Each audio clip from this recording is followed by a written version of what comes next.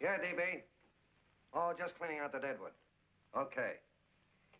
Look, Mr. Cannell, I just can't afford to be without work right now, not even for a day. I've got a mother and 2 kid sisters. More good luck telegrams.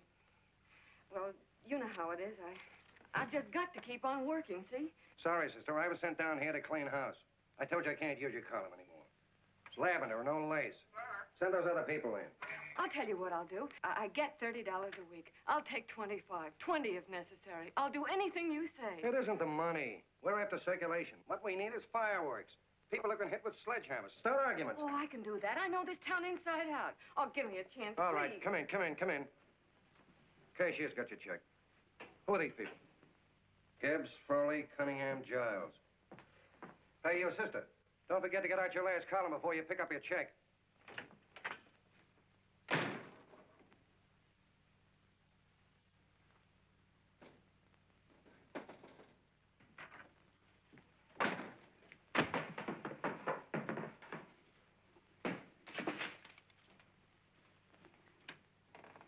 You're a couple of sticks shy in your column, man. Big rich slob like D.B. Norton buys a paper and 40 heads are chopped off. Did you get it, too? Yeah.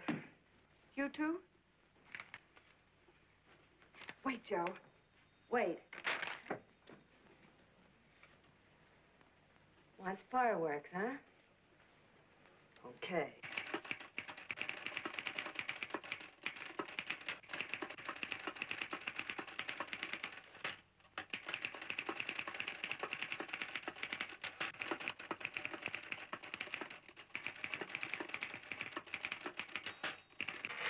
Here. Below is a letter which reached my desk this morning. It's a commentary on what we laughingly call the civilized world. Dear Miss Mitchell, 4 years ago, I was fired out of my job. Since then, I haven't been able to get another one. At first, I was sore at the state administration because it's on account of the slimy politics here we have all this unemployment. But in looking around, it seems the whole world's going to pot. So in protest, I'm going to commit suicide by jumping off the City Hall roof. Signed, a disgusted American citizen, John Doe. Editor's note, if you ask this column, the wrong people are jumping off the roofs. Hey, Ann, this is the old fakeroo, isn't it? Never mind that, Joe. Go ahead. Sorry.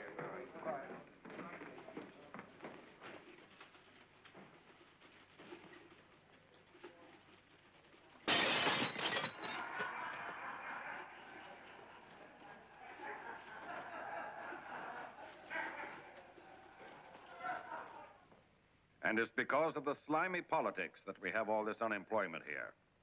There it is. That's D.B. Norton's opening attack on the governor. Why, Jim, it's just a letter sent into a column. No, I can smell it. That's Norton. Good morning, gentlemen. Good morning, Governor. Morning, Oh, Governor. you're rather early. Governor, did you happen to see this in the new bulletin? Yes.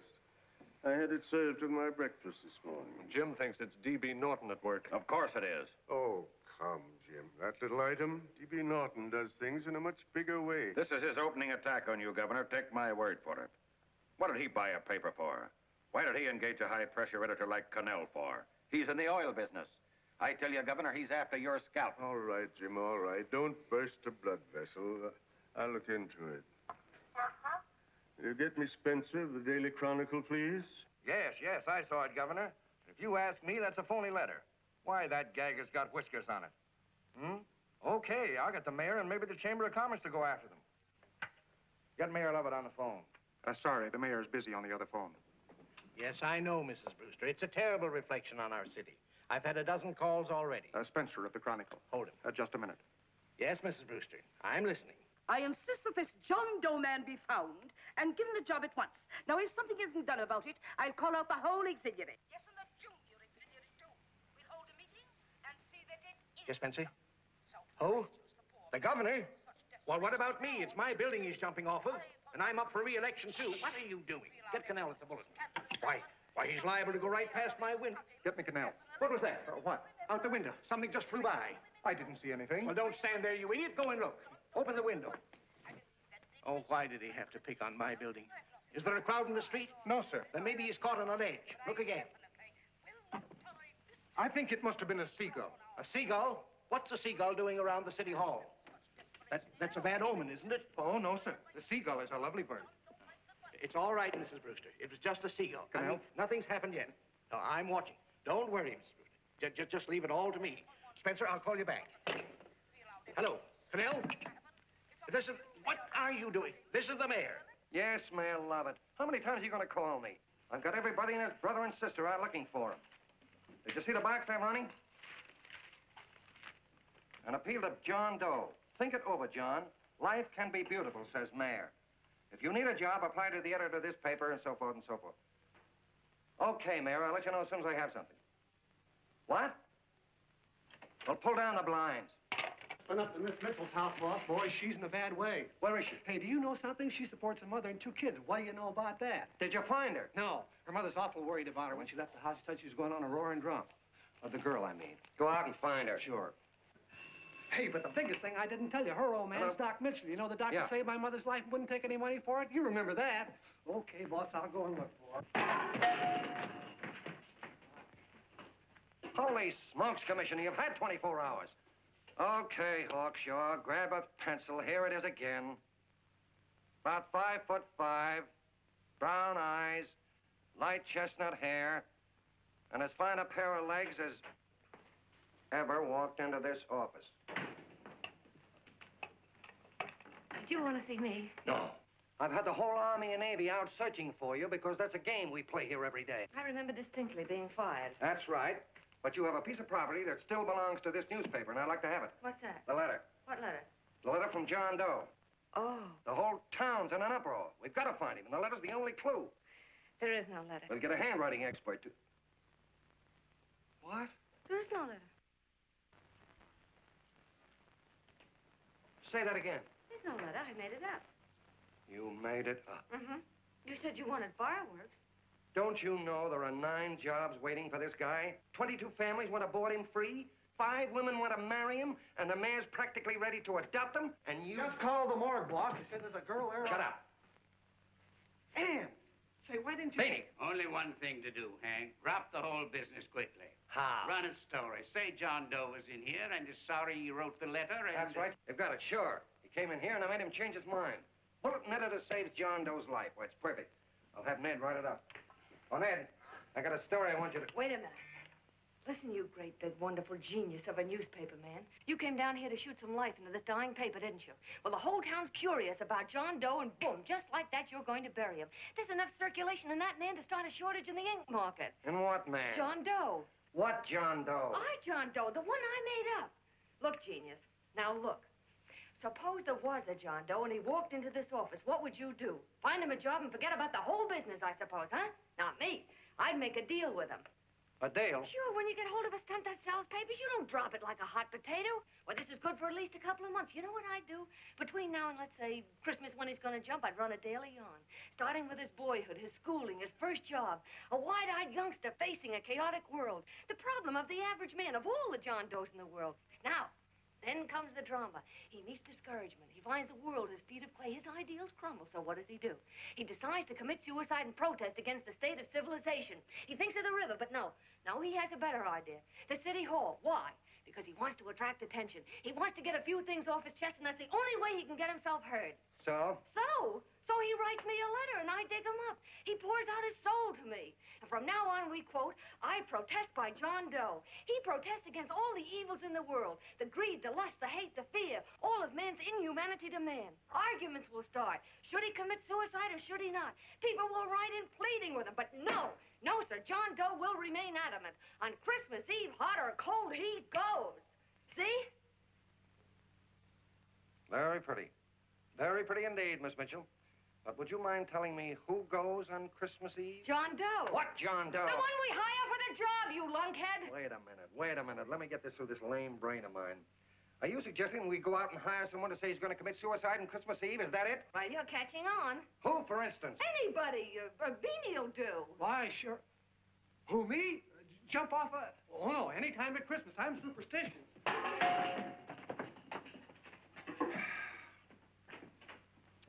Miss Mitchell, do me a favor. Will you go on out and get married and have a lot of babies, but stay out of newspaper business? Better get that story in, Hank. It's getting late. You're supposed to be a smart guy. If it was raining $100 bills, you'd be out looking for a dime you lost someplace.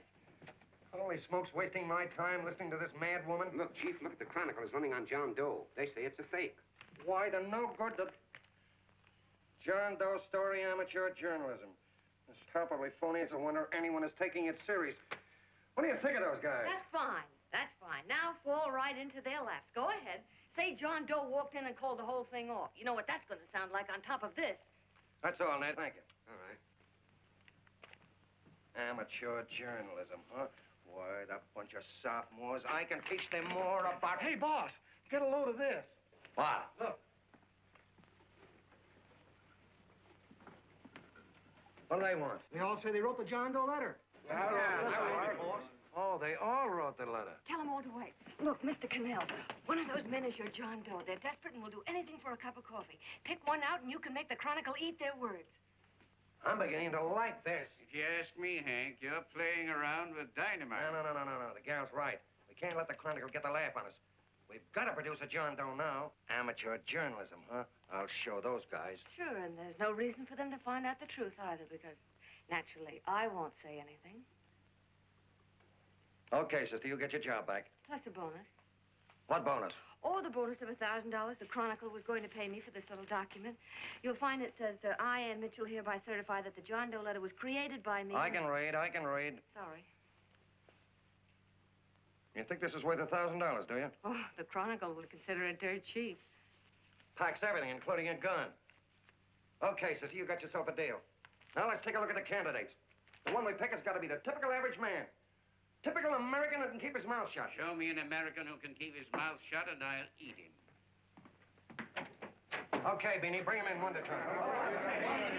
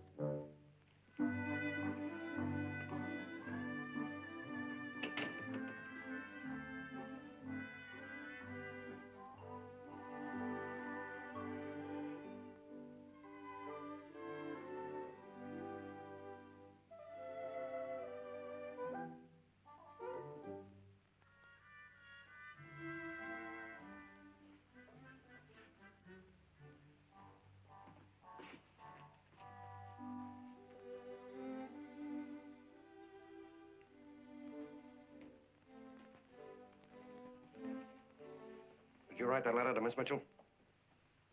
No, I didn't. What are you doing up here, then? Well, the paper says there were some jobs around loose. Thought there might be one left over. Had any schooling? Yeah, a little. What do you do when you work?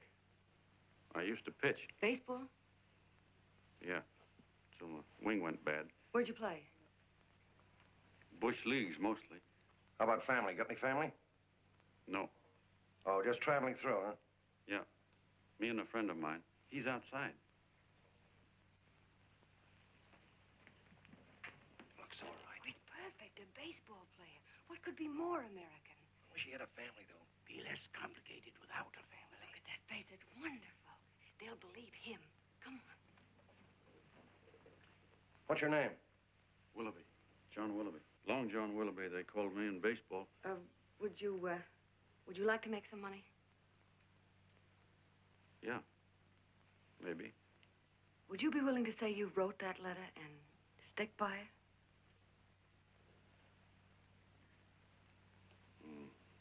I get the idea. Yeah. Maybe. That's our man. He's made to order. I don't know. He don't seem like the kind of a guy that'd fall in line. When you're desperate for money, you do a lot of things, Mr. Cannell. He's our man, I tell you. He's fainted. Come on, Get the him up. water quickly. Hurry up, Pop. Oh, Right here, sit down. you all right? Yeah, I'm all right. How many is that, 6?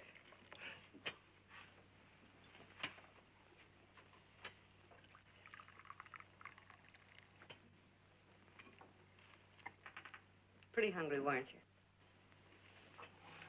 See, all this John Doe business is batty, if you ask me. Well, nobody asked you. Trying to improve the world by jumping off buildings. You couldn't improve the world if the buildings jumped on you. Don't mind the colonel. He hates people. He likes you well enough to stick around. I've been able to shake him since.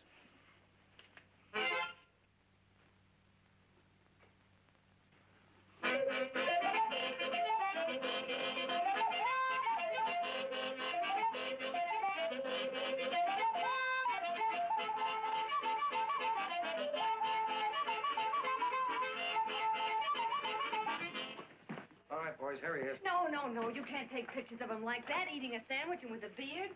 But he's going to jump off a building. Yes, but not because he's out of a job. That's not news. This man's going to jump as a matter of principle. Well, maybe you're right. We'll clean him up and put him in a hotel room under bodyguards. We'll make a mystery out of him.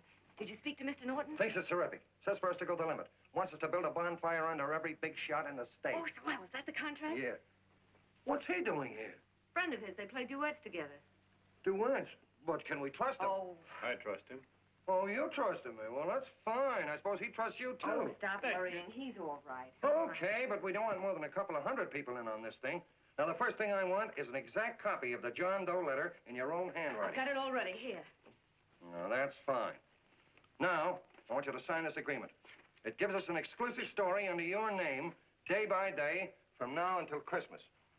On December 26th, you get one railroad ticket out of town. And the bulletin agrees to pay to have your lawn fixed. That's what you want, isn't it? Yeah, but it's got to be by Bonesetter Brown. Okay, Bonesetter Brown goes. Here, sign it. Meanwhile, here's $50 spending money. That's fine. Beanie? Yes, boss. Take charge of him. Get him a suite at the Imperial and hire some bodyguards. Yeah, and some new clothes, Beanie. Think we better have him deloused? Yeah. Both of them? Yes, both of them, but don't let them out of your sight. Hey, Beanie, gray suit, huh? Yeah. Okay, fellas.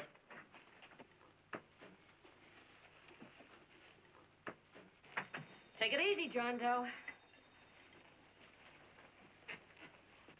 And you start pounding that typewriter. Oh, boy, this is terrific. No responsibilities on our part, just statements from John Doe. We can blast our heads off. Before you pop too many buttons, don't forget to make out that check for $1,000. Okay, fellas, now, let me see. You sit outside the door. Nobody comes in, see? You two fellas sit in here. Hey, pretty nifty, huh? You ain't gonna get me to stay here. Sure you are. No, sir. That spot under the bridge where we slept last night's good enough for me. Say, what'll I do with this baggage? Well, stick him in the bedroom. Give me mine. I ain't staying. You know, we were headed for the Columbia River country before all this John Doe business came up. You remember that, don't you? Sure, I remember. Say, your ears popped coming up in the elevator. Mine did. All along, John. I tell you, it's no good. You're gonna get used to a lot of stuff that's gonna wreck you. Why, that $50 in your pocket's beginning to show up on you already. And don't pull that on me, neither. Stop worrying, Colonel. I'm going to get my arm fixed out of this. Hey, here's some cigars the boss sent us. Have one. Hey, Help cigar. yourself. No.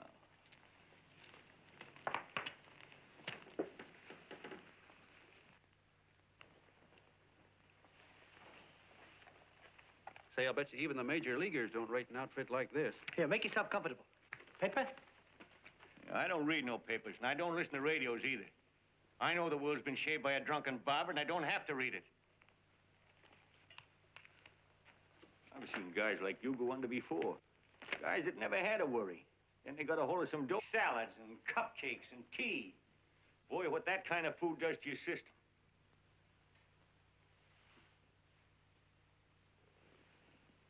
The next thing the dope wants is a room. Yes, sir, a room with steam heat. And curtains and rugs. And before you know it, he's all softened up and he can't sleep unless he has a bed. Hey, stop worrying, Colonel. $50 ain't going to ruin me. I've seen plenty of fellas start out with $50 and wind up with a bank account. Hey, what's the matter with the bank account, anyway? And let me tell you, Long John, when you become a guy with a bank account, they got you. Yes, sir, they got you. Who's got him? The helots. Who? Hey, there's the City Hall tower I was supposed to jump off of. It's even higher than this. Who's got him? The helots. Woo! Hey, wait a minute! You're not supposed to jump on Christmas Eve. Do you want to get me in a jam? If it's going to get you in the jam, we'll do you a favor. I won't jump. And when they got you, you got no more chance than a road rabbit. Hey, who'd you say was going to get him? Say, is this one of those places where you ring if you want something? Yeah, just use the phone. Boy, I've always wanted to do this. Hey, Doc, look. Look, Doc. Give me that again, will you? Who's going to get him? The helots. Who are they? Listen, sucker, you ever been broke? Sure, mostly often. All right. You're walking along. Not a nickel in your jeans. You're free as the wind. Nobody bothers you. Hundreds of people pass you by in every line of business. Shoes, hats, automobiles, radios, furniture, everything. And they're all nice, lovable people. And they let you alone. Is that right? Then you get a hold of some dough, and what happens? All those nice, sweet, lovable people become helots. A lot of heels. They begin creeping up on you, trying to sell you something. They get long claws, and they get a stranglehold on you. And you squirm, and you duck, and you holler, and you try to push them away, but you haven't got a chance. They got you. First thing you know, you own things. A car, for instance. Now your whole life is messed up with a lot more stuff.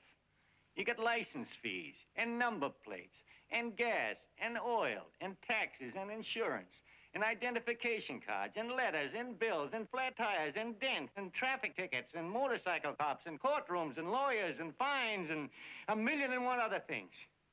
And what happens? You're not the free and happy guy you used to be. You gotta have money to pay for all those things. So you go after what the other fellas got. And there you are. You're a helot yourself.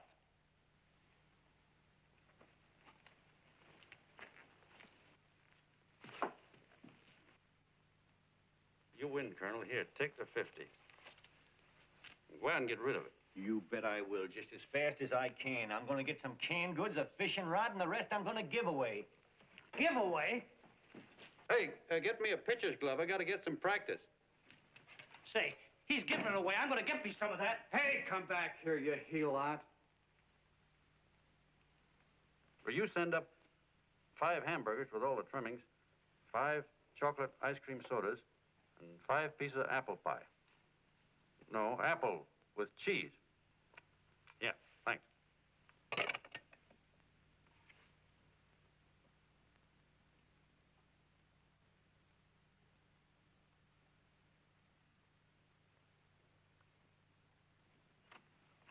Hello there. Well, well. If it isn't the man about town. All set, Miss Ann. Oh, yes. Let's go. Let's see, we want some action in these pictures. Action? Mm-hmm. That's good. No. This man's going to jump off a roof. Oh. Here, wait a minute. Let me comb your hair. Sit down. Yeah, that's better.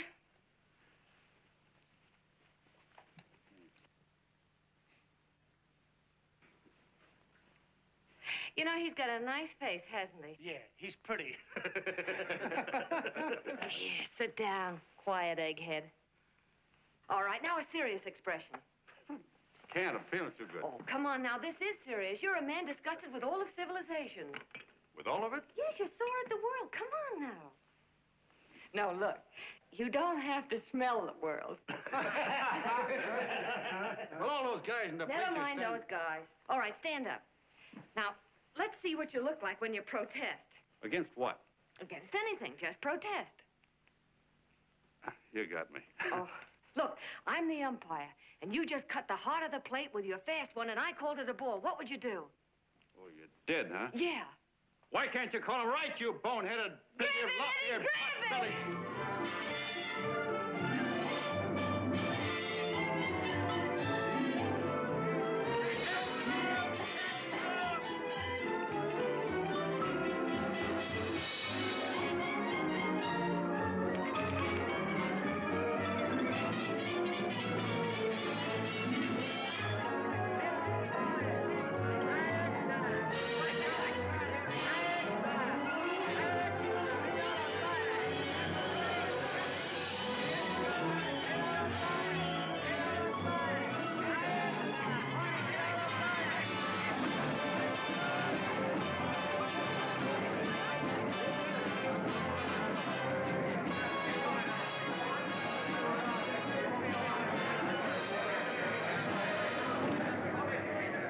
I don't care whose picture they're publishing.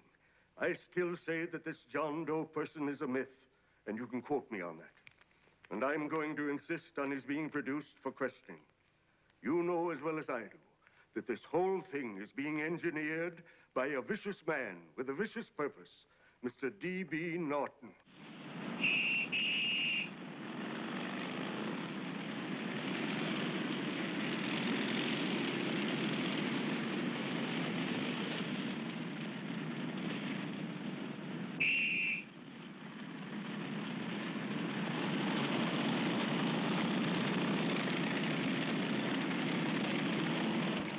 Cannell and Miss Mitchell are at the house, sir. Oh, they are?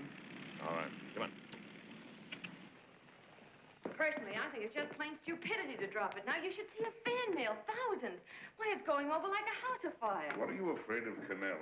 It's doubled our circulation. Yeah, but it's got everybody sore. Ads are being pulled. The governor's starting a libel suit. What's more, they all know John Doe's a phony, and they insist on seeing Well, what about it? Let them see him. We'll go on one better. They can also hear him. You own a radio station, Mr. Norton. Why not put him on the air? Watch out for this dame DB. She'll drive you batty. Oh, Look, we can't let him get to this Bush League pitcher and start pumping him. Good night. Now, tell him what that screwball might do. I walked in yesterday. Here he is, standing on a table with a fishing pole. Fly casting.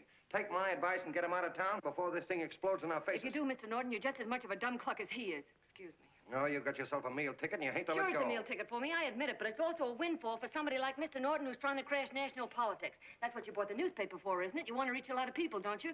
Well, put John Doe in the air and you can reach 130 million of them. He can say anything he wants and they'll listen to him. All right, we'll forget the governor and the mayor and all the small fry like that. This can arouse national interest. If he made a hit around here, he can do it every place else in the country. And you'll be pulling the strings, Mr. Norton. Go down to the office and arrange for some radio time. Why, DB, you're not going to fall... as soon as possible.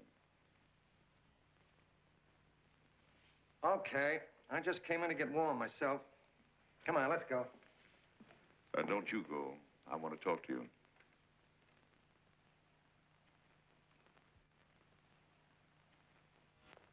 Sit down.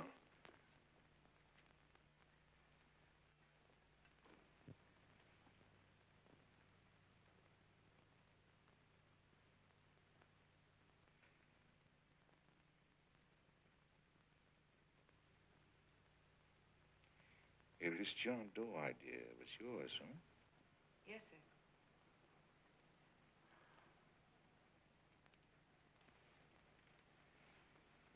How much money do you get? $30. $30. Well, what are you after? I mean, what do you want? A journalistic career? Money. Money? Well, I'm glad to hear somebody admit it. Do you suppose you could write a radio speech that would put that fellow over? Oh, I'm sure I can. Do it, and I'll give you $100 a week. $100? That's only the beginning. You play your cards right, and you'll never have to worry about money again. Oh, I knew it. Hello. Hello. Whenever there's a pretty woman around. This is my nephew, Ted Sheldon, Miss Mitchell. How do you do? How do you do? All right, Casanova, I'll give you a break. See that Miss Mitchell gets a car to take her home. Always reading my mind, aren't you? Thank you very much for everything. And Miss Mitchell, I think from now on you'd better work directly with me. Yes, sir.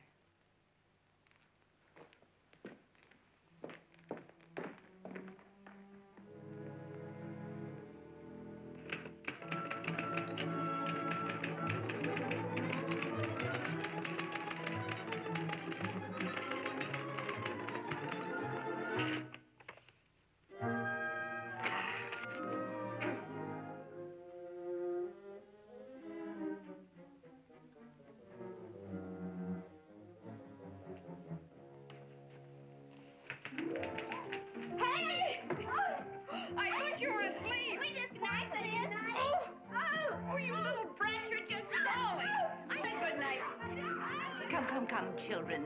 It's past your bedtime. Go on, Mama. Come on. Now, scooch off the bed. Fork through me. I'm done. I'll never get this speech right. Oh, yes, you will, Ann, dear. You're very clever. Yeah, I know. What are you looking for? Your purse, I need $10. What for? I gave you 50 just the other day. Yes, I know, dear, but Mrs. Burke had her baby yesterday. 9 pounds. And there wasn't a thing in the house. And then the community chest lady came. And the 50's all gone, huh? Who's the 10 for? The Websters. The Websters. You remember those lovely people your father used to take care of. I thought I'd buy them some groceries. Oh, Ann, dear, it's a shame those You're poor... marvelous, Ma. You're just like Father used to be. Do you realize a couple of weeks ago we didn't have enough to eat ourselves? Well, yes, I know, dear, but these people are in such need. And we have plenty now. If you're thinking of that $1,000, forget it. It's practically all gone. We owed everybody in town. Now, you just got to stop giving all your money away. Oh, Anne, dear. Oh, I'm sorry, Ma. Oh, don't pay any attention to me. I guess I'm just upset about all this. Gee whiz, here I am with a great opportunity to get somewhere, to give us security for once in our lives, and I'm stuck. If I could put this over, your Mrs. Burke can have 6 babies. You mean this speech you're writing? Yeah, I don't know. I simply can't get it to gel. I created somebody who's going to give up his life for a principle. Hundreds of thousands of people are going to listen to him over the radio. And unless he says something that's sensational, it's just no good. Well, honey, of course, I don't know what kind of a speech you're trying to write, but judging from the samples I've read, I don't think anybody will listen. What? Darling, there's so many complaining political speeches. People are tired of hearing nothing but doom and despair on the radio. If you're going to have him say anything, why don't you let him say something simple and real, something with hope in it? If your father were alive, he'd know what to say.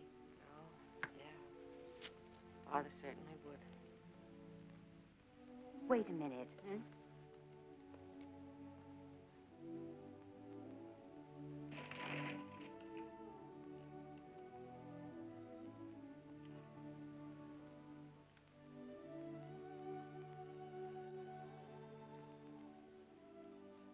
That's your father's diary, Anne. Father's... I never knew he had a diary. There's enough in it for 100 speeches. Things people ought to hear nowadays. You be careful of it, won't you, dear? It's always helped to keep your father alive for me. You bet I will, Ma. Wait a minute. John Doe don't want to sign no autographs. Well, what does he do all day? What does he do all day? He's writing out his memories. Sorry, lady, you can't see Mr. Doe. He wants to be alone. No. No, he just sits around all day and commutes with himself.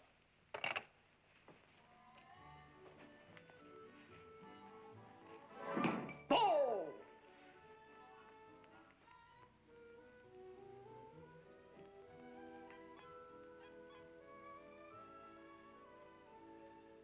I don't know how you're going to stand it around here till after Christmas. I'll bet you ain't heard a train whistle in 2 weeks.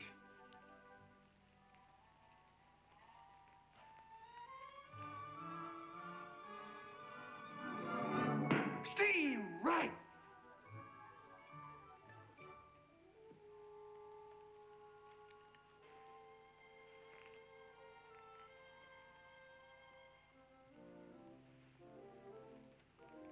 I know why you're hanging around.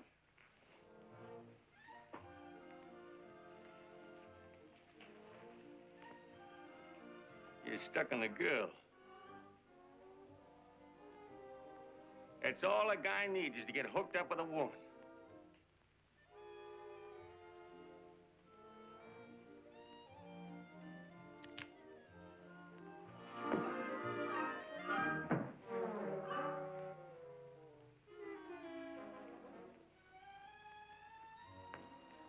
What was that, a single? First baseman dropped the ball. Butterfingers. Tough luck, pal.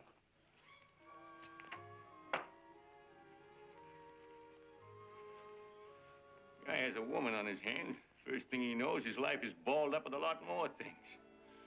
Furniture.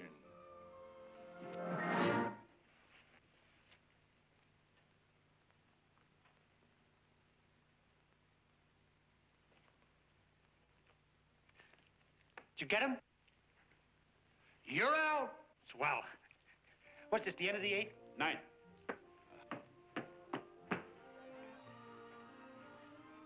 Hey, Beanie, there's a couple of mugs from the Chronicle snooping around out here. Huh.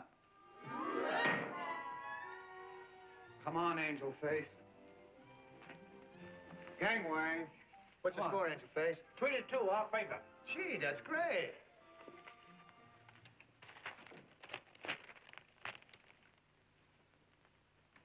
Hey, you got swell form there. Must have been a pretty good pitcher. Pretty good. Say, I was just about ready for the major leagues when I chipped a bone in my elbow. I got it pitching a 19-inning game. 19? Yeah. There was a major league scout there watching me, too. And he came down after a game with a contract. You know what? I couldn't lift my arm to sign it. I'll be okay, though, as soon as I get it fixed up. It's too bad. do you mean, too bad? Huh? Oh, that you'll never be able to play again. What are you talking about? I just told you I was gonna get... Well, you know how they are in baseball if a guy's mixed up in a racket. Racket? What do you mean? Well, I was just thinking about this John Doe business. Why, as soon as it comes out it's all a fake, you'll be washed up in baseball, won't you? Yeah. Hey, doggone. I never thought about that.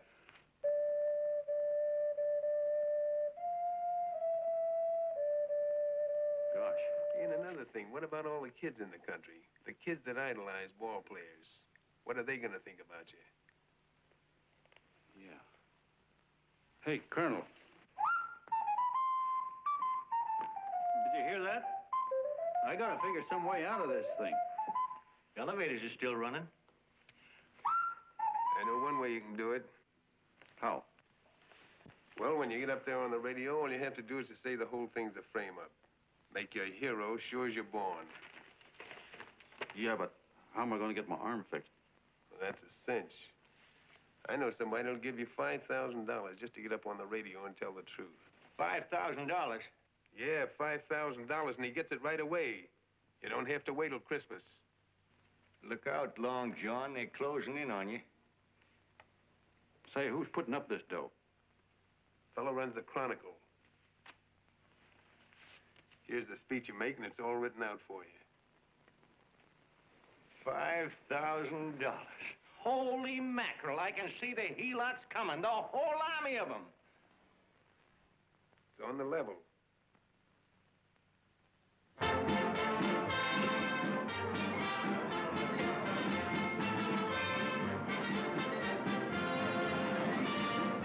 No, I'm sorry. Tickets for the broadcast are all gone. Phone the bulletin. Sorry, no more tickets left.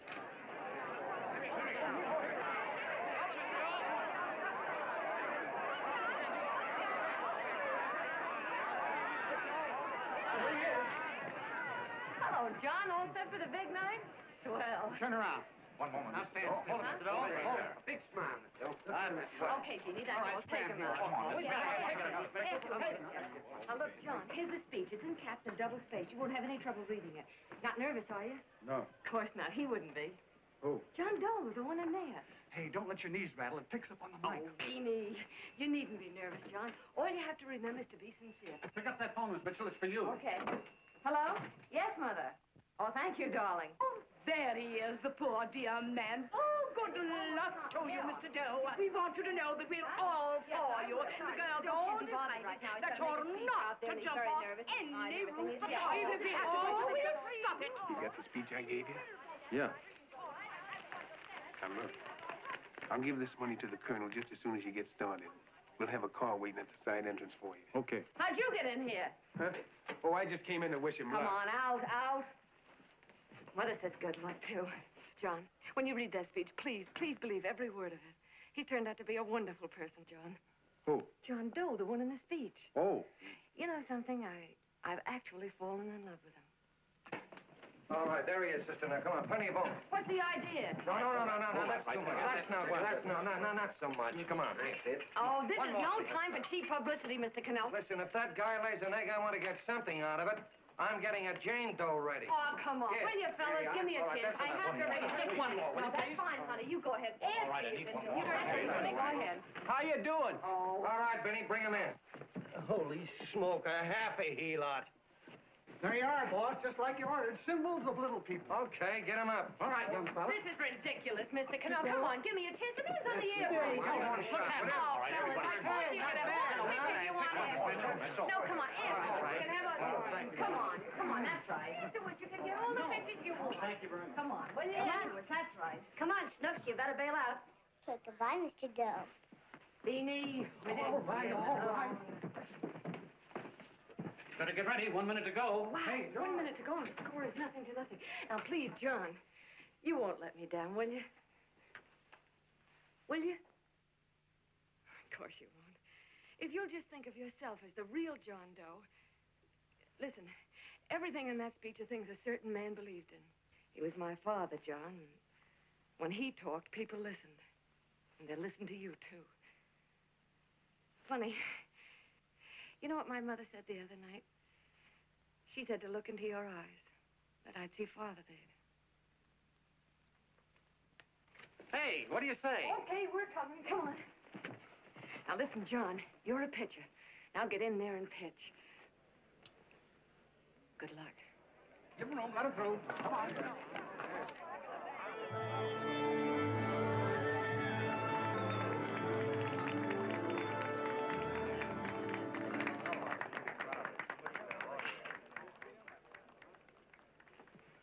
Hey, let's get out of here. There's the door right there. Hey, what are you doing here? That's what I'd like to know. Come on, out. Hey, he's a friend of mine. Never mind, let him alone. He's all right.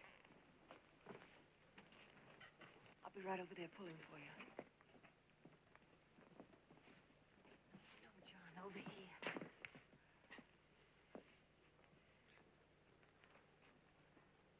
Stand by.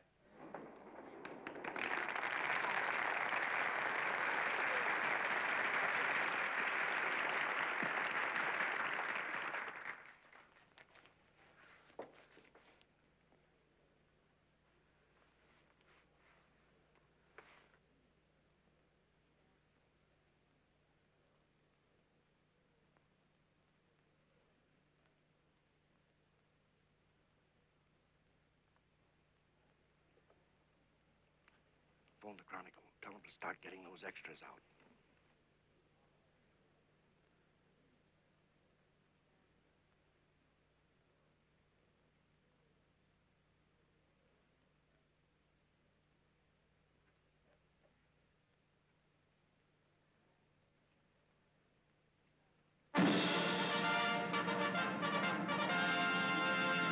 And good evening, ladies and gentlemen. This is Kenneth Fry speaking for the New Bulletin. Tonight we give you something entirely new and different. Standing beside me is the young man who has declared publicly that on Christmas Eve he intends to commit suicide, giving as his reason, quote, "I protest against the state of civilization," end quote. Ladies and gentlemen, the New Bulletin takes pleasure in presenting the man who is fast becoming the most talked of person in the whole country, John Doe.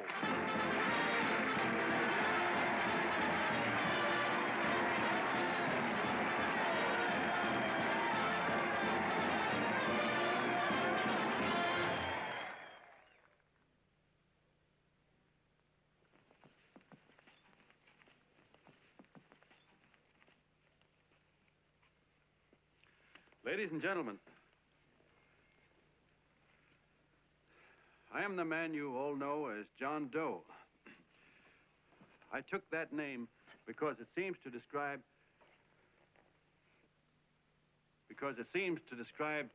the average man. And that's me. And that's me. Well, it was me before I said I was going to jump off the city hall roof at midnight on Christmas Eve. Now, I guess I'm not average anymore. Now I'm getting all sorts of attention. From big shots, too. We've been double-crossed. The mayor and the governor, for instance. They don't like those articles I've been writing. You're an imposter, young fella. That's a pack of lies you're telling. Who wrote that speech for you? Benny, get that guy. Hey, Ken.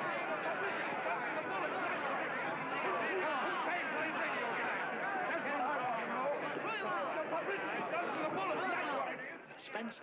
Ladies and gentlemen, the disturbance you just heard was caused by someone in the audience who tried to heckle Mr. Doe. The speech will continue.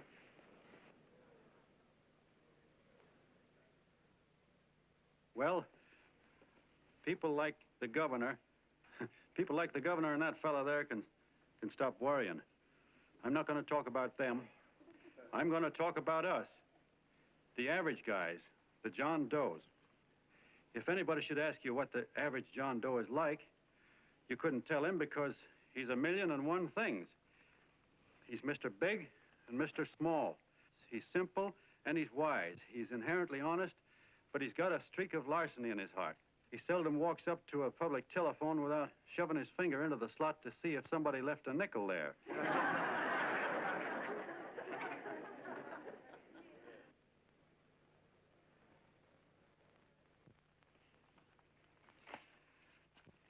He's the man the ads are written for. He's the feller everybody sells things to. He's Joe Doe, the world's greatest stooge and the world's greatest strength.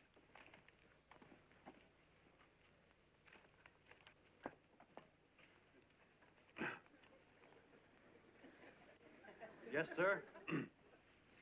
Yes, sir, we're a great family, the John Does. We're the meek who are supposed to inherit the earth. You'll find us everywhere.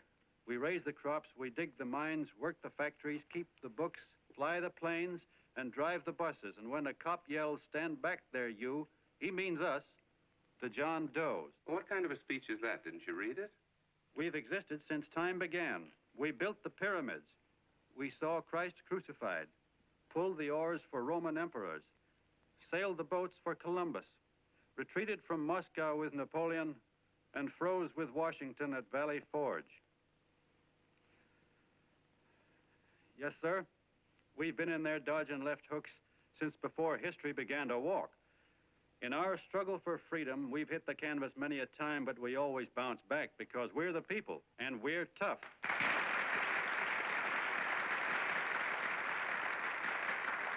They've started a lot of talk about free people going soft, that we can't take it. That's a lot of hooey. A free people can beat the world at anything, from war to tiddlywinks, if we all pull in the same direction.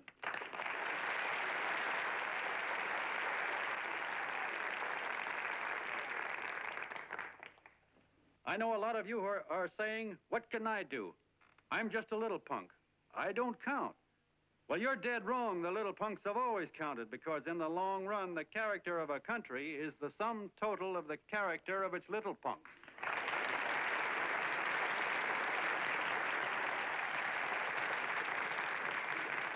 But we've all got to get in there and pitch. We can't win the old ball game unless we have teamwork. And that's where every John Doe comes in. It's up to him to get together with his teammate. And your teammate, my friends, is the guy next door to you. Your neighbor. He's a terribly important guy, that guy next door. You're going to need him, and he's going to need you, so look him up. If he's sick, call on him. If he's hungry, feed him. If he's out of a job, find him one. To most of you, your neighbor is a stranger, a guy with a barking dog and a high fence around him. Now, you can't be a stranger to any guy that's on your own team. So tear down the fence that separates you. Tear down the fence, and you'll tear down a lot of hates and prejudices. Tear down all the fences in the country, and you'll really have teamwork.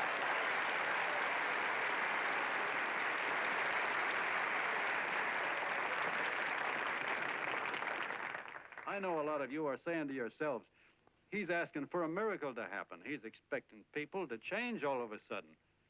Well, you're wrong. It's no miracle. It's no miracle because I see it happen once every year, and so do you, at Christmas time. There's something swell about the spirit of Christmas, to see what it does to people, all kinds of people.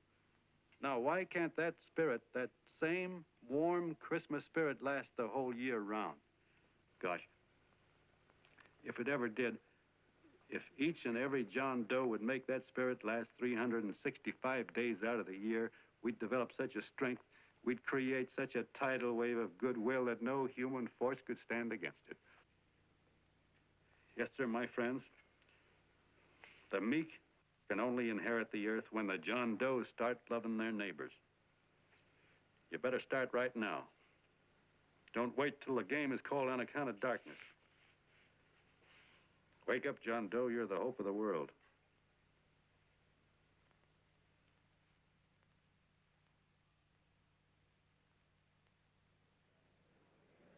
John, you were wonderful.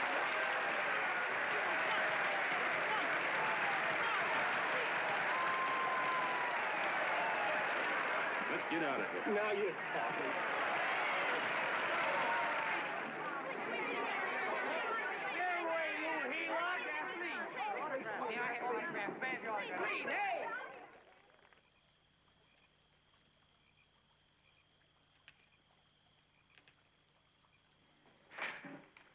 I knew you'd wake up sooner or later. Boy, am I glad we got out of that mess. I had the $5,000 sewed up. Could have been on my way to old Doc Brown. You're a pitcher, John, she says. Now, go in there and pitch. What a sucker. Yeah, she's a heel-out just like the rest of us. Lucky you got away from her. What was I doing up there making a speech anyway? Me, huh? Geez, the more I think about it, the more I could... Tear down all the fences. Why, if you tore one picket off of your neighbor's fence, he'd sue you. $5,000 had it right in my hand. What do you mean he ran away? We'll go after him, find him. That man is terrific.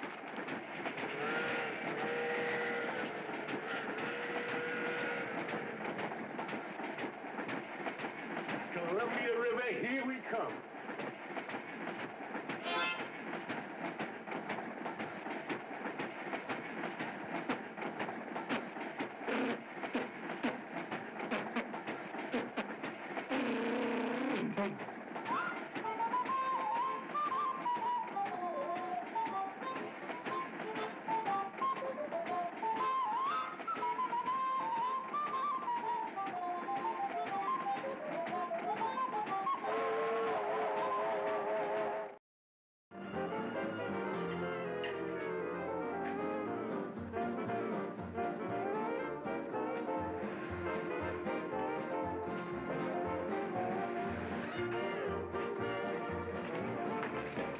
Jitterbugs.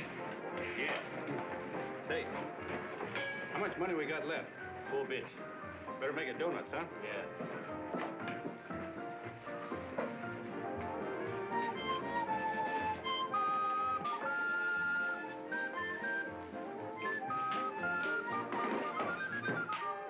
What'll it be, gents?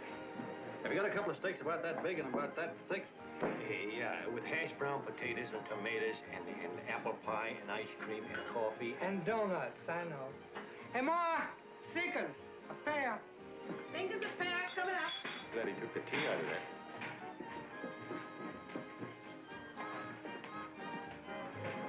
Hey, look. Join the John Doe Club. John Doe Club.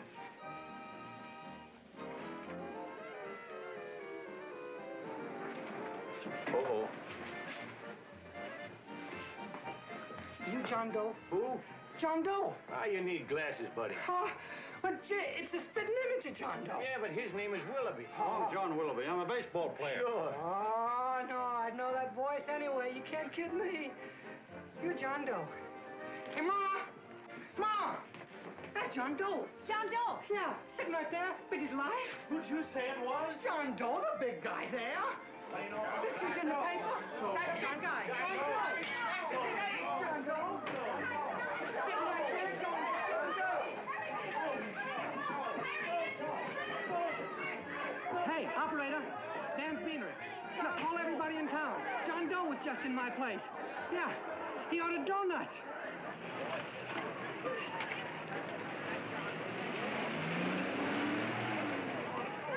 John Doe. Hey, see John Doe.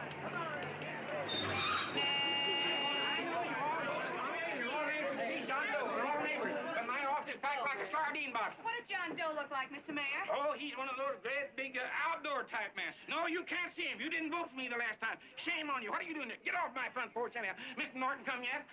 Oh, well, I wonder where he's at. What's keeping him? He should have been here 15 minutes ago. Oh, there he comes now. Now, everybody on your dignity. Don't do anything to disgrace us. A little town, but we got to show off. Better let me talk to him. All right, but present it to him as a great cause for the common man. Ah, here they come. Now, give him room down there. Give him room, folks. Come on now. Come on, here they come. Here they come. Here's Mr. Norton. How do you do, Mr. Norton? I'm Mayor Hawkins. Here's Mr. Norton. Let me go, you darn fool. I'm the mayor. Mr. Norton. Mr. Norton. Mr. Norton. I'm Mayor Hawkins. Your office telephoned me to hold him. Well, that's fine. How is he? Oh, he's fine. He's right in my office there. You know, it's a big honor having John Doe here, and you too. Haven't had so much excitement since the old city hall burned down. People are so excited in the electoral scrolls of Matilda Darling, phone the newspapers, telling Mr. Norton's here. Step right inside, Mr. Norton. My office. Very comfortable here, Mr. Norton. Just had it air conditioned. Gangway, please. Make room for Mr. Norton. Gangway. Gangway. Here he is, Mr. Norton. Well taken care of. The neighbors are serving him a light lunch. Hello, John.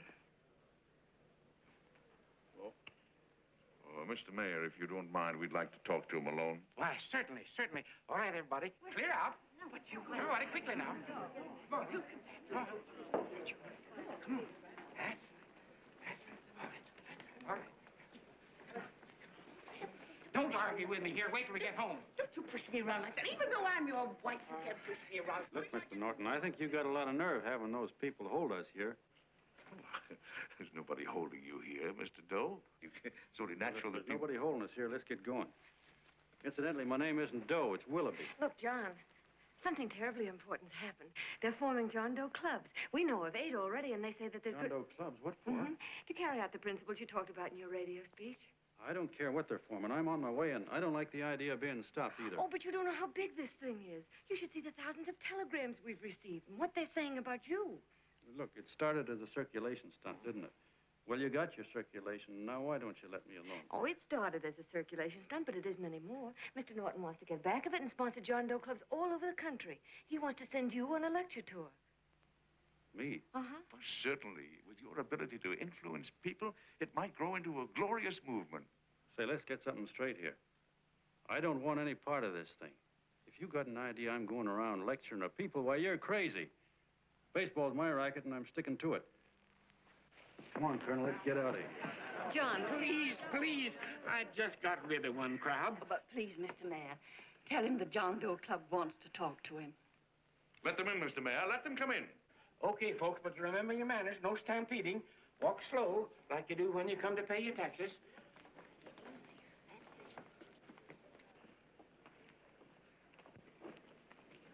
Okay. All right, give me a chance. Come right in. My name's Bert Hanson, Mr. Doe. I'm the head soda jerker at Schwabacker's drugstore. Well, sir, you see, me and my wife, we heard your broadcast, and we got quite a bang out of it, especially my wife. Kept me up half the night saying, that man's right, honey. The trouble with the world is nobody gives a hoot about his neighbor. That's why everybody in town's sore and cranky at each other. And I kept saying, well, that's fine, but how's a guy going to go around loving the kind of neighbors we got? Old Sourpuss, for instance. You see, Sourpuss Smithers is a guy lives all alone next door to us. He's a cranky old man and runs a second-hand furniture store. We haven't spoken to him for years. I always figured he was an ornery old gent that hated the world because he was always slamming his garage door and playing the radio so loud he kept half the neighbors up. Well, anyway, the next morning, I'm out watering the lawn, and I look over, and there's Sourpuss on the other side of the hedge straightening out a dent in his fender. And my wife yells to me out the window. She says, go on, speak to him, Bert. And I figured, well, heck, I can't lose anything, so I yelled over to him, good morning, Mr. Smithers. He went right on pounding his fender. Was I burned? So I turned around to give my wife a dirty look, and she said, louder, louder, he didn't hear you. So in a voice you could have heard in the next county, I yelled, good morning, Mr. Smithers. Well, sir, you could have knocked me over with a feather. Old Sourpuss turned around, surprised-like, and he put on a big smile, came over and took my hand like an old lodge brother, and he said, good morning, Hanson. I've been wanting to talk to you for years, only I thought you didn't like me. And then he started chatting away like a happy little kid, and he got so excited his eyes all...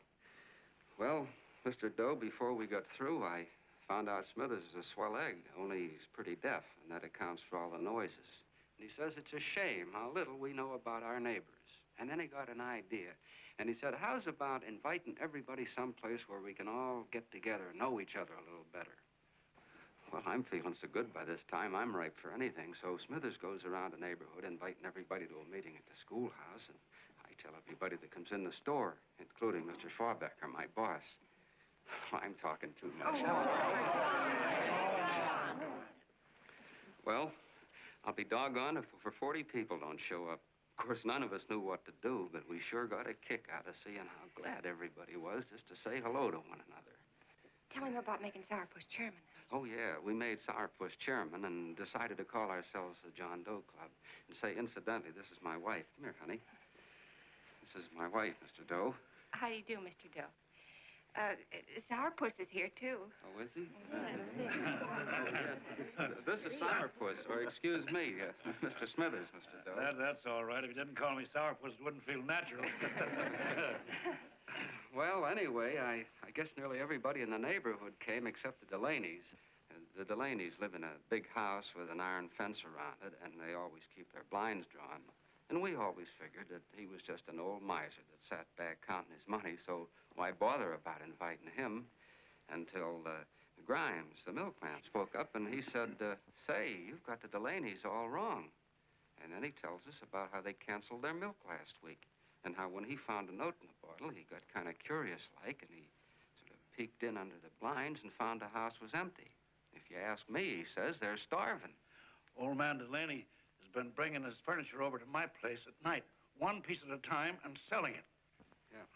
And, well, sir, a half dozen of us ran over there to fetch him, and we brought him to the meeting.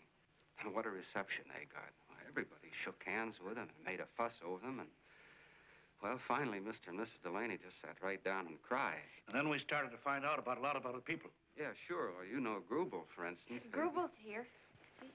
Yeah, that's a... Of course, you don't know Grubel, but he's the man that everybody figured was the worst no-account in the neighborhood because he was living like a hermit, and nobody would have anything to do with him. That isn't little Murphy. The postman told us the truth. Why, Grubel, he says, he lives out of garbage cans because he won't take charity, because it'd ruin his self-respect, he says. Just like you said on the radio, Mr. Doe. Well, sir, about a dozen families got together and gave Grubel a job watering their lawns. Isn't that wonderful? And then we found jobs for 6 other people, and they've all gone off for leave. Yeah, and my boss, Mr. Schwabecker, made a job in his warehouse for old man Delaney. And he gave you that $5 raise. Yeah, wasn't that swell? Why, Bert, I feel slighted. I'd like to join, but nobody asked me. I'm sorry, Mayor, but we voted that no politician could join. Just the John Does of the neighborhood, because you know how politicians are. Well, the reason we wanted to tell you this, Mr. Doe, was just to give you an idea of what you started. And from where I'm sitting, I don't see any sense in you jumping off any building. No. Well, thank you for listening. Goodbye, Mr. Doe. You're a wonderful man, and it strikes me you can be mighty useful walking around for a while. Say goodbye, Mr. Doe. Goodbye, Mr. Doe.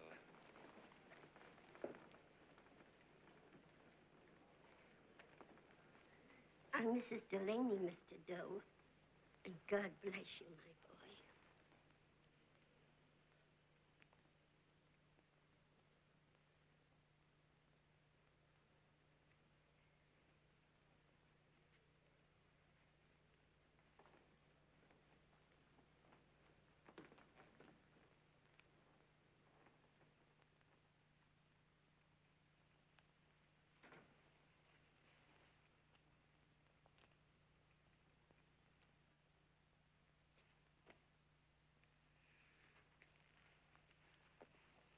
Gee whiz, I'm all mixed up. I don't get it. Look, all those swell people think I'm going to jump off a building or something. I never had any such idea. Gosh. The fellow'd have to be a mighty fine example himself to go around telling other people how to... Say, look, what happened the other night was on account of Miss Mitchell here. She wrote the stuff. Don't you see what a wonderful thing this can be? But we need you, John. You're hooked. I can see that right now. They got you. Well, I'm through. For 3 years, I've been trying to get you up to the Columbia River country. First, it was your glass arm. Then it was the radio. And now it's the John Doe clubs. Well, I ain't waiting another minute. Gangway, you helots. Hey, Colonel, wait a minute. Hey, Colonel! I want you personally to go along with John Doe and Miss Mitchell and handle the press and the radio. Me? Yes, I don't want to take any chances. And Johnson. Yes, Stevie. Your crew will do the mop-up job. They'll follow John Doe into every town, see that the clubs are properly organized and the charters issued. Right. There are only 8 flags up there now. I want to see that map covered before we get through.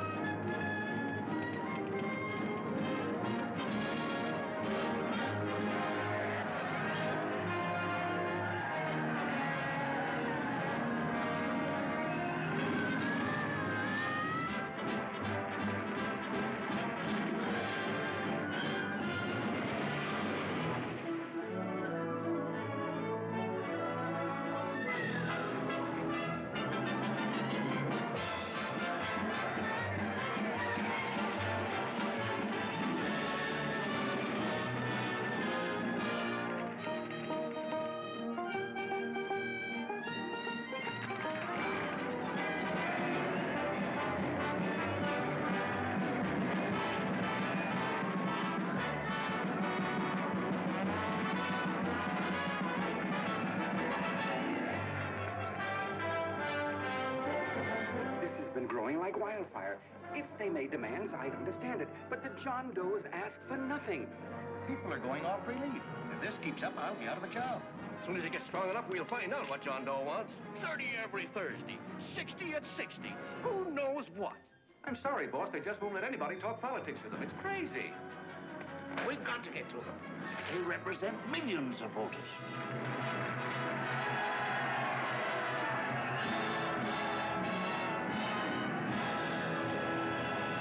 I tell you, ladies and gentlemen, this thing has been nothing short of a prairie fire. We've received so many applications for charters to the John Doe clubs, we haven't been able to take care of them. I'd hate to have that many pins stuck in me. This John Doe convention is a natural. It's going to put our city on the map. Why, over 2,400 John Doe clubs are sending delegates. Can you imagine that? You, Mr. Mayor, will be the official host. You will make the arrangements for decorating the city, parades, and a reception for John Doe when he gets home. And don't wear your high hat. No high hat? No high hat. And from you, Cannell, I want a special John Doe edition every day until the convention is over. And now, if you will, please step into the outer office and look your prettiest because there are photographers there to take pictures of this committee. Don't worry, Libby. Everything will be taken care of. Isn't it all too wonderful? Gather down here in a nice group and I'll get a nice picture of you. Oh, Mr. Mayor, would you step down in front row, please? You ladies get close to him. That's it. Well, I don't get it. Get what? Look, DB, I'm supposed to know my way around. This John Doe movement has cost you a fortune. Now, this convention is going to cost plenty. Well? Well, I'm stuck with 2 and 2, and I'm a sucker if I can make 4 out of it. Where do you come in? I'll have the satisfaction of knowing that my money has been spent for a worthy cause. I see. I better stick to running the paper, huh? I think maybe you better had. And Cannell, I'd like to have the John Doe contract, all the receipts for the money we advanced him, and the letter Miss Mitchell wrote, for which I gave her $1,000. Yes, sure. Well, we leave for the airport. Half an hour. Is that Johnny boy's room? Better hustle him up. He'll be ready on time. He's packing. Ah, good. Did you see his picture on the cover of Time? Yeah. I gotta give you credit, Annie girl. I've handled a good many big promotions in my time. Everything from a World's Fair to a channel swimmer. But this one has certainly got me spinning. And now a John Doe convention. Wow. Say, if you could only get him to jump off the City Hall roof on Christmas Eve, I'd guarantee you 500,000 people there. Charlie. Huh? What do you make of him? Oh, Johnny boy?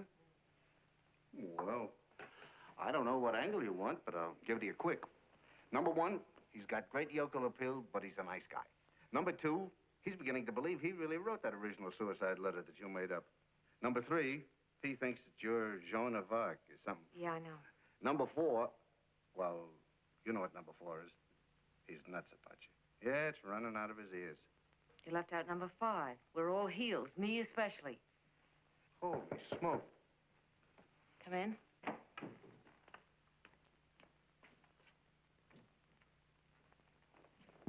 Small pack. Good. I'll go and get Beanie Boy. Okay, Charlie boy.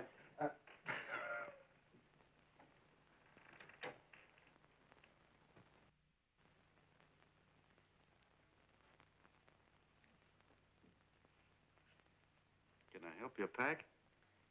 No, thank you.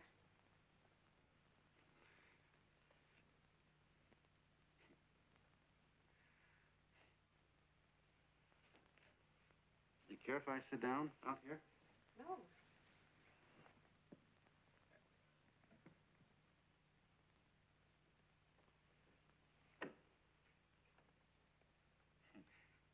You know, I had a crazy dream last night. It was about you. About me? Yeah, sure was crazy. I dreamt I was your father.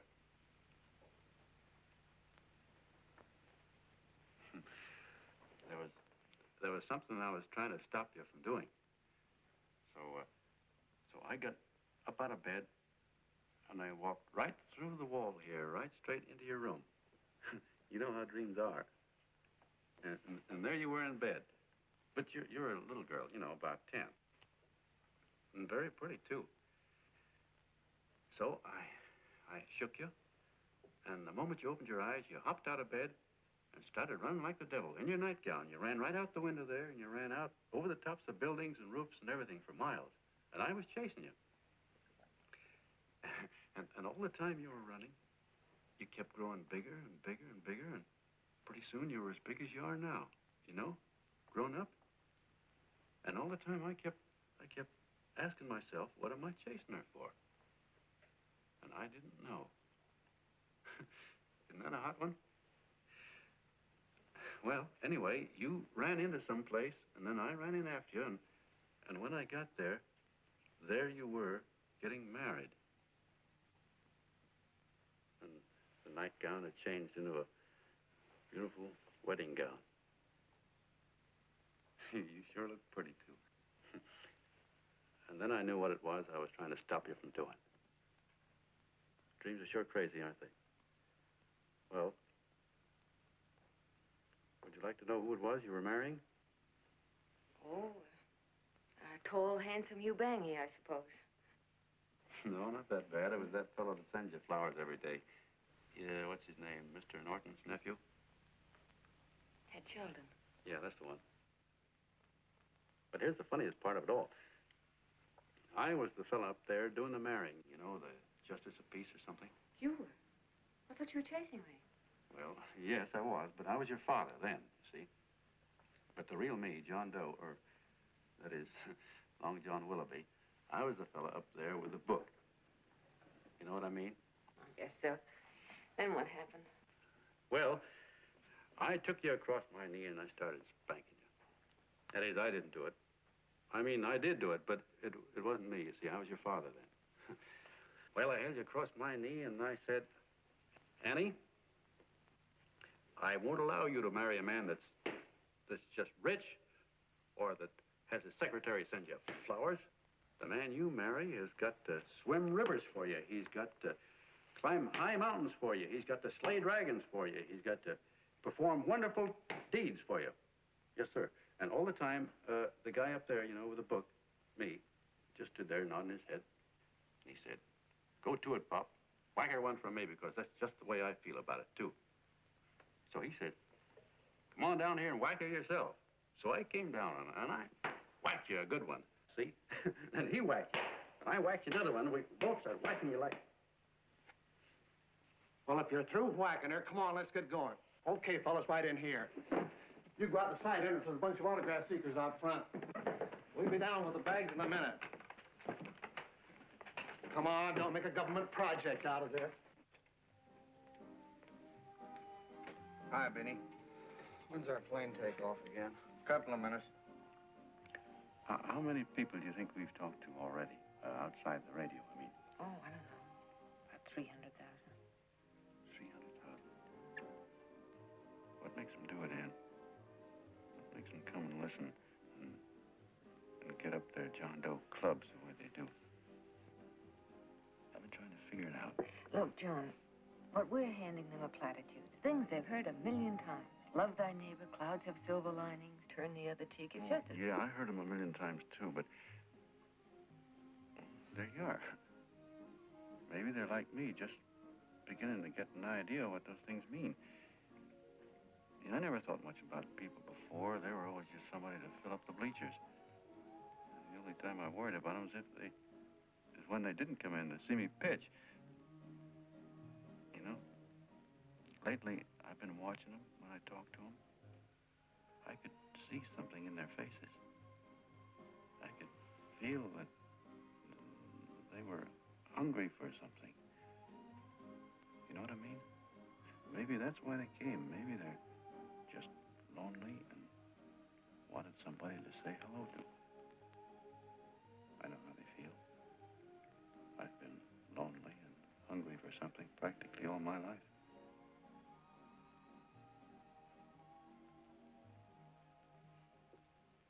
All aboard, folks. Yeah, that's true. Oh, somebody else sitting here? No, that's your seat. And this is your coat. Mine? A little token of appreciation. Oh, it's beautiful, D.B. Well, I don't quite know what to say. Well, don't say anything at all. Just sit down. Oh. Go ahead, open it. Oh.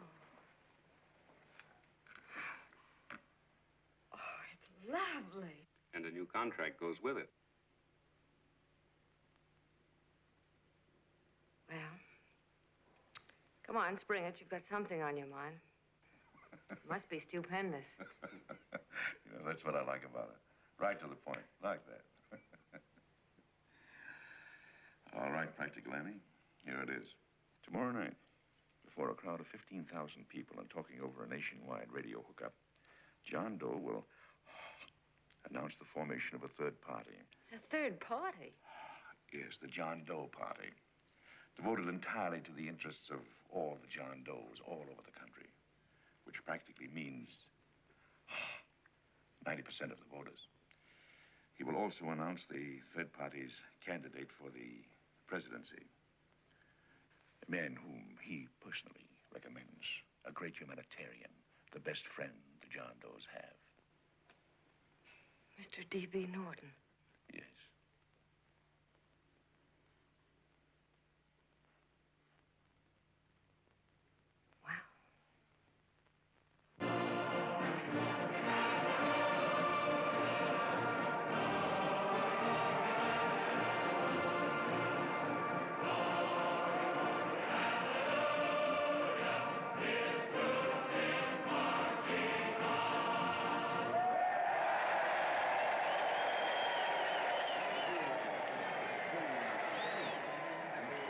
And although the opening of the convention is hours off, the delegates are already pouring into the ballpark by the droves, with lunch baskets, banners, and petitions asking John Doe not to jump off any roof. No matter how you look at it, it's still a phenomenal movement.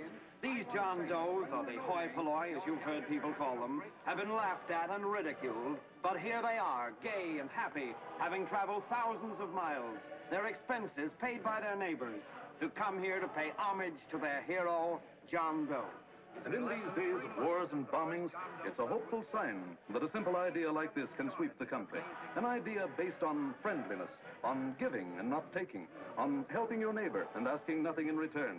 And if a thing like this can happen, don't let any of your grumbling friends tell you that humanity is falling apart. This is John B. Hughes, signing off now and returning you to our main studio until 9 o'clock, when the convention will officially open. Oh, John, come in. Say, I'm kind of... It's raining out a little. That's all right. It's good to see you. Sit down. Thanks.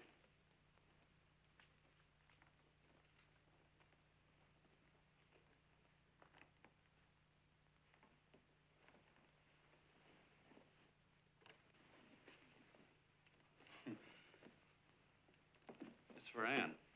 Oh, how nice. Thank you very much. Flowers. I'm terribly sorry she isn't here. She isn't? No, she just left. I'm surprised you didn't run into her. She went over to Mr. Norton's house. Oh. Did you want to see her about something important? Yeah. Well, no, it'll wait. Say, he's a nice man, isn't he? Mr. Norton, I mean. He's done an awful lot for the...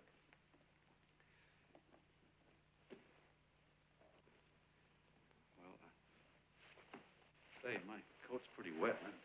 I'm afraid I might have wet the couch a little.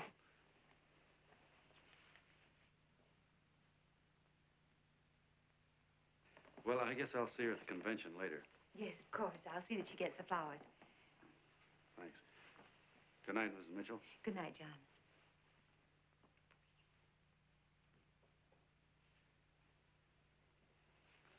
Say, Miss Mitchell, I'm kind of glad Anne isn't here. You see, I came over here hoping to see her alone, and kind of hoping I wouldn't, too. You know what I mean? There was something I wanted to talk to her about. But, well, it'll wait, I guess. Good night. Good night, John. Say, look, Mrs. Mitchell, have you ever been married? Oh, I'm sure you have. Gosh, that's pretty silly. But I guess you must think I'm kind of batty. Well, I guess I'd better be going at that. John, my husband said, I love you. Will you marry me? You did? What happened? I married him. Yeah, that's what I mean, see? It was easy as all that, huh? Yeah, but look, Mrs. Mitchell. You know, I love Anne, and it's going to be awfully hard for me to say it. Because, well, you know, she's so wonderful. And, well, the best I ever was a Bush League pitcher. And, you know, I think she's in love with another man. The one she made up. You know, the real John Doe. Well, that's pretty tough competition. I bet you he'd know how to say it all right. On me, I get up to it and around it and in back of it, but I never get right to it. You know what I mean? So the only chance I've got is, well, if somebody could kind of give her a warning, sort of prepare her for the shock. You mean you'd like me to do it? Hmm? Well, I was thinking that, yeah, you know, sort of break the ice. Of course I will, John. See, thank you, Mrs. Mitchell. Hey, you're okay.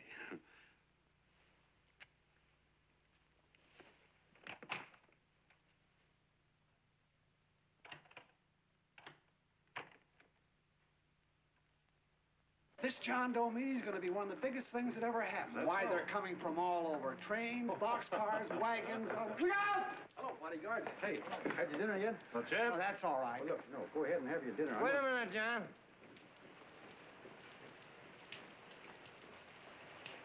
Hello, Mr. Cannell. All right, John. John, I want to have a little talk with you. What's the matter? Are you falling? Come on. Hey, boss. Oh, quiet. Say, tell me something. Did you read the speech you're going to make tonight? No, I never read the speeches before I make them. I get more of a kick out of it that way. Uh-huh. It's just exactly what I thought. Beanie, go on down to the office, tell Pop to give you the speech. There's a copy on my desk. Gee whiz, boss, you know Mr. Norton told me not to leave him, not even for a minute. Go on. We'll be at Jim's bar up the street. You're a nice guy, John. I like you. You're gentle. I always like gentle people. Me, I'm hard.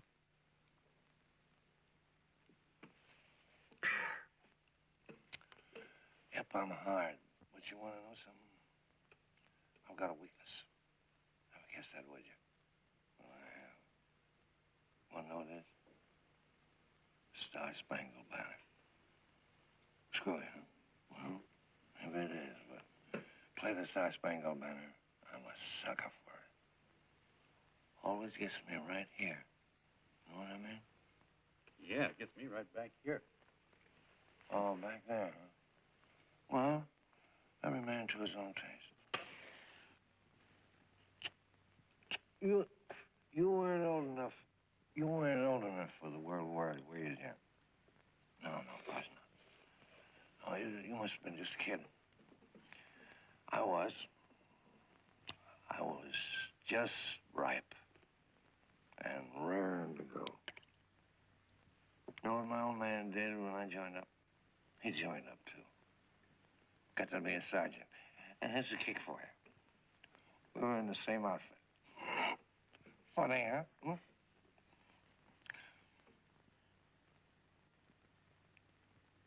He was killed, I saw him get it. I was right there, and I saw it with my own eyes. Me, I came out without a scratch. That is, excepting my ulcers. I should be drinking milk, you know. This stuff is poison. Hey, Tubby. Yes, Mr. Cannell? What do you say, huh? All right. Yep, I'm a sucker for this country. I'm a sucker for the Star-Spangled Banner, and I'm a sucker for this country. I like what we got here. I like it. A guy can say what he wants and do what he wants without having a bayonet shoved through his belly. And that's all right, isn't it? You betcha. Yeah. And we don't want anybody coming around changing it, do we? No, sir. No, sir. And when they do, I get mad. I get boiling mad. Right now, John, I'm sizzling. I get mad for a lot of other guys besides myself. I get mad for a guy named Washington, and a guy named Jefferson, and Lincoln. Lighthouses, John. Lighthouses in a foggy world. You know what I mean? Yeah, you bet. Listen, pal, this fifth column stuff is pretty rotten, isn't it? Yeah, it certainly is. And you'd feel like an awful sucker if you found yourself marching right in the middle of it, wouldn't you? You. Of course, you wouldn't know it because you're gentle. But that's what she's doing. Well, Canal, and I think it's plenty terrific. All right. Now, supposing a certain unmentionable worm whose initials are DB was trying to use that to shove his way into the White House so he could put the screws on, so he could turn out the lights in those lighthouses. What would you say about that, huh? Nobody's going to do that, Mr. Canal. They can't use the John Doe clubs for politics. That's the main idea. Is that so? Then what's a big political boss like Hammer doing in town? And a labor leader like Bennett? And a lot of other big shots are up at DB's house right now. Wolves, John. Wolves. Waiting to cut up the John Does. Wait till you get a gander at the speech you're going to make tonight. You're all wet. Miss Mitchell writes those speeches. Nobody can make her write that kind of stuff. They can't, huh? Who do you think writes them? My Aunt Emma? I know she writes them. And gets a big bonus for doing them, too. A mink coat and a diamond bracelet. Don't write them. Why, that gold-grabbing dame would double-cross her own mother for a handful of Chinese yen. Shut up. If you weren't drunk, I'd... Hey, boss. Here's the speech, boss. Hey. Go on and read it, John, and then start sucking. Hey, wait a minute, Mr. Doe. Tubby? Yes, sir. Better bring me a glass of milk. I'm smoking too much. Yes, Charlie? Got everything all set? Fine. John Doe been taken care of? Good. How many people do you think will be there? 15,000? Oh, my, that's fine.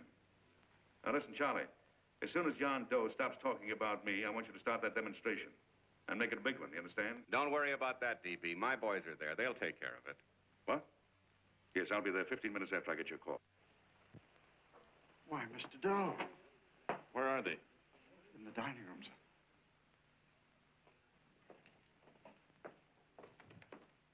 Now, gentlemen, I think we're about ready to throw that great big bombshell. Yeah, well, it's about time. Even a conservative estimate shows that we can count on anywhere between 10 and 20 million John Doe votes.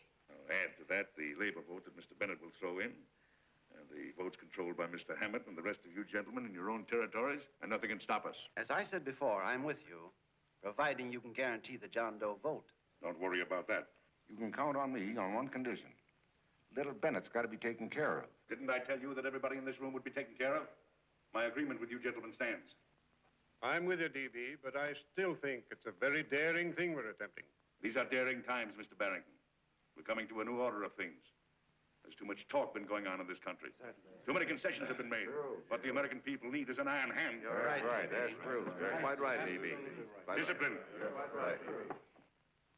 And now, may I offer a little toast to Miss Ann Mitchell, the brilliant and beautiful lady who is responsible for all this. Miss Mitchell.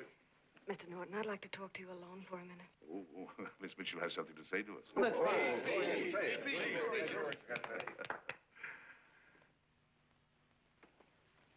Hello.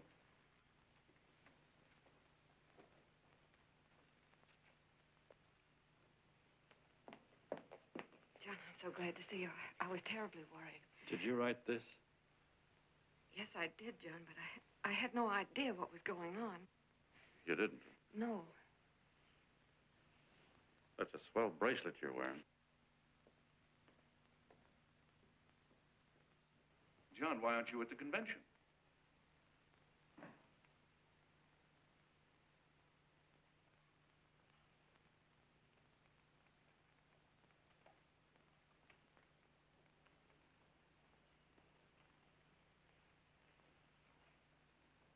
Is there anything wrong? No, nothing's wrong. Everything's fine. So there's going to be a new order of things, huh? Everybody's going to cut himself a nice fat slice of the John Does, eh? You forgot one detail, Mr. Big Shot. You forgot me, the prize stooge of the world. Why, if you or anybody else thinks he's going to use the John Doe clubs for his own rotten purpose, he's going to have to do it over my dead body. Oh, hold on a minute, young man. Hold on. That's rather big talk. I started the John Doe clubs with my money. And I'll decide whether or not they're being properly used. No, you won't. You're through deciding anything. And what's more, I'm going down to that convention, and I'm going to tell those people exactly what you and all your fine feathered friends here are trying to cook up for them. And I'm going to say it in my own words this time. Stop him, baby. He ruined us, Stevie. Wait a minute, fella. My uncle wants to talk to you. Listen to me, my son. Before you lose your head completely, may I remind you that I picked you up out of the gutter and I can throw you right back there again? You've got a nerve accusing people of things. These gentlemen and I know what's best for the John Does of America, regardless of what tramps like you think. Get off that righteous horse of yours and come to your senses. You're the fake. We believe in what we're doing. You're the one that was paid the 30 pieces of silver. Have you forgotten that? Well, I haven't. You're a fake John Doe, and I can prove it. You're the big hero that's supposed to jump off tall buildings and things. Do you remember? What do you suppose your precious John Does will say when they find out that you never had any intention of doing it, that you were being paid to say so? You're lucky they don't run you out of the country. With the newspapers and the radio stations that these gentlemen control, we can kill the John Doe movement deader than a doornail. We'll do it, too, the moment you step out of line. Now, if you still want to go to that convention and shoot your trap off, you go ahead and do it.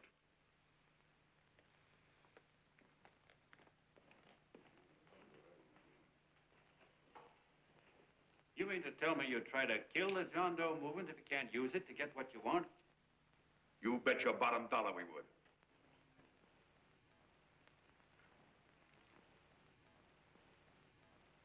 Well, that certainly is a new low. I guess I've seen everything now. You sit there back of your big cigars and think of deliberately killing an idea that's made millions of people a little bit happier. An idea that's brought thousands of them here from all over the country, by bus and by freight and jalopies and on foot, so they could pass on to each other their own simple little experiences. Why, look, I'm just a mug and I know it, but I'm beginning to understand a lot of things.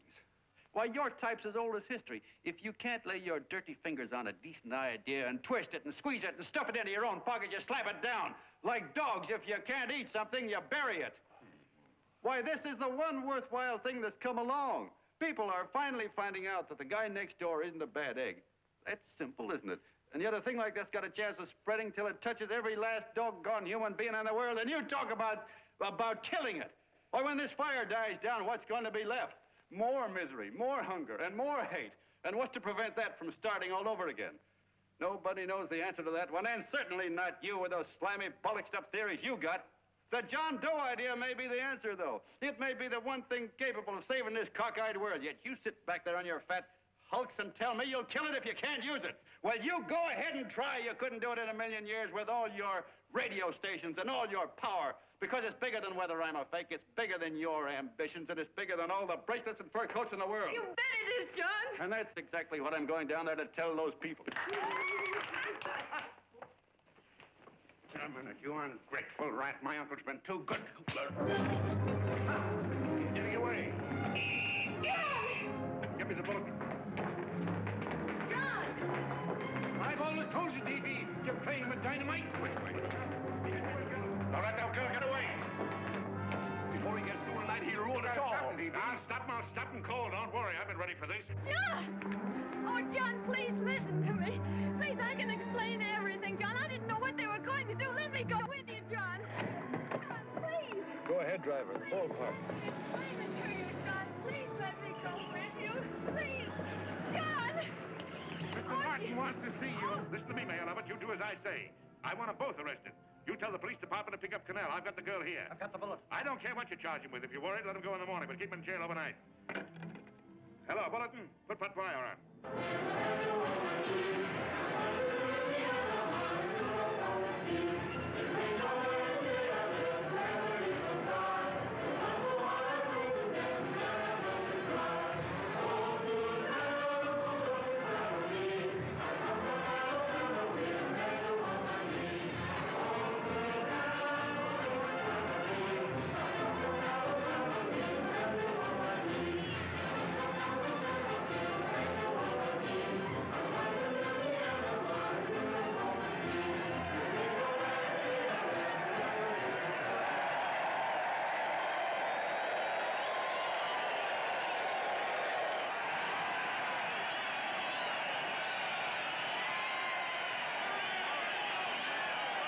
Three cheers for John Doe!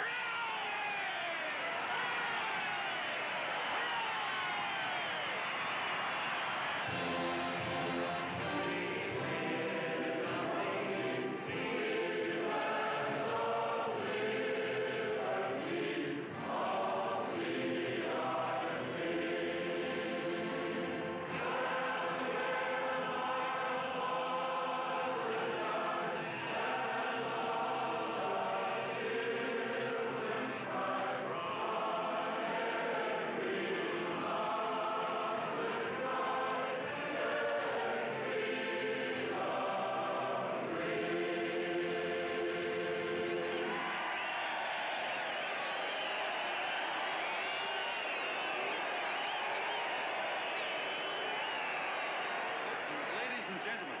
One moment, John. We begin with a short prayer. Quiet, please. Ladies and gentlemen, let us have a moment of silent prayer for the John Does all over the world, many of whom are homeless and hungry. Rise, please. Everybody rise.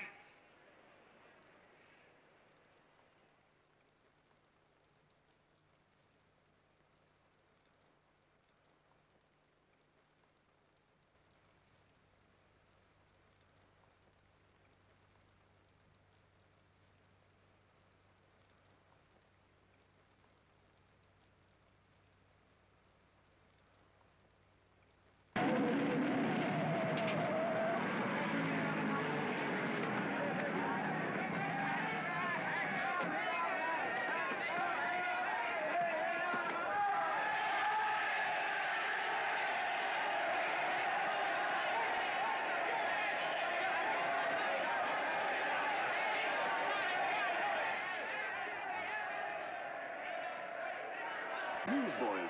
Hundreds of yelling newsboys are swarming into the park like locusts. They're yelling John Doe's a fake. Fake.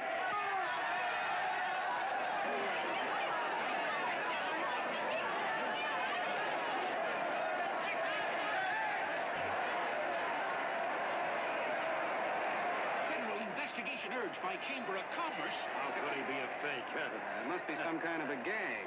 A what? A gag. A gag.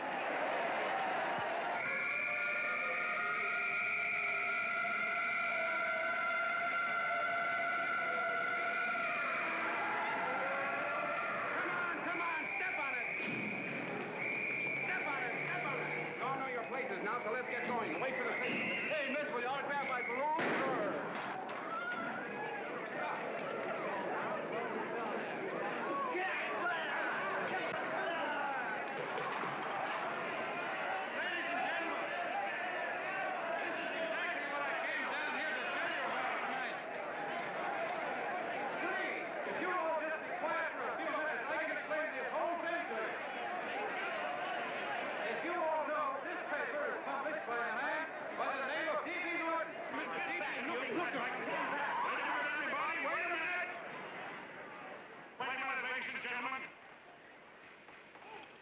My name is D.B. Norton.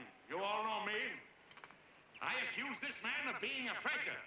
We've been taken for a lot of suckers, and I'm the biggest of the lot. I spend a fortune backing this man in what I believe to be a sincere and worthy cause, just as you all did. And now I find out it's nothing but a cheap racket cooked up by him and two of my employees for the sole purpose of collecting dues from John Does all over the country. That's a lie. It's not a lie. Nickels and dimes to stuff into their own pockets. You can read all about it in the newspapers there. That's a lie. Listen, ladies and gentlemen, don't believe what... This man had no intention of jumping off the top of a building. He was paid to say so. Do you deny that? That's got nothing to do with it. Were you paid for it, or weren't you? Yes, I was paid, but there And happened... what about the suicide note? You didn't write that either. What difference Did you write it or didn't you? No, I didn't write it. Now, you bet your life you didn't. You look in your papers, ladies and gentlemen, and you'll find Miss Mitchell's signed confession that she was the one who wrote it. Listen, folks, it's a fact that I didn't write the letter. There, you see, he admits it. You're a fake, John Doe. For what you have done to all these good people, they ought to run you out of the country. And I hope they do it.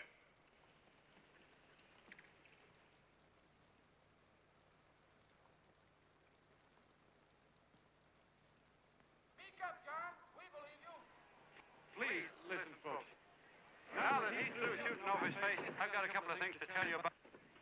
Come on, the rest of you get in here and riot. Break this crowd up. Come on. I'm sorry, folks, but we can't hear them anymore. Something's gone wrong with the loudspeakers. John Doe's a fake! Boo! They can't hear me. This thing's not working. Ladies and gentlemen.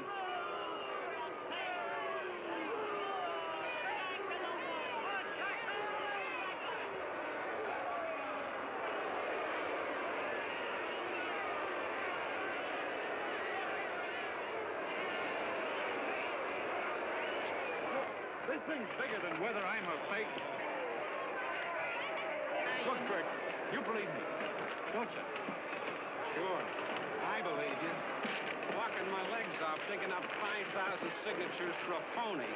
Well, there you are, Mr. Doe. 5,000 names asking you not to jump off any roof. It makes no difference, Bert.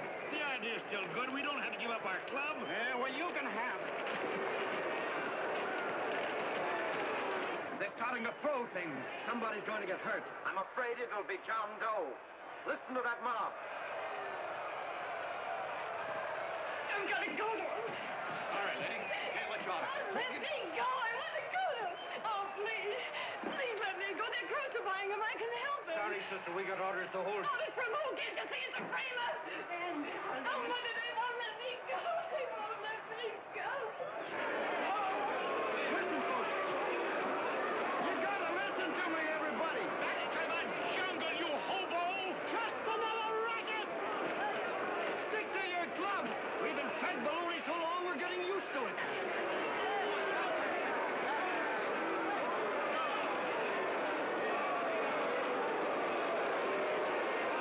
The idea is still good. Believe me, folks. Listen, John Doe, you're the hope of the world.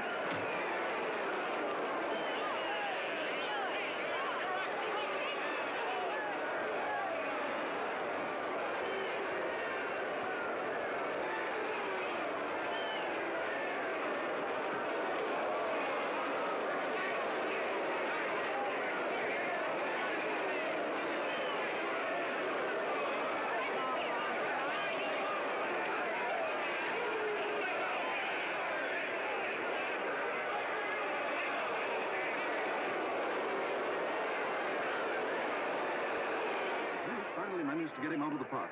If that boy isn't hurt, it'll be a miracle. Ladies and gentlemen, this certainly looks like the end of the John Doe movement. Well, boys, you can chalk up another one to the Pontius Pilots.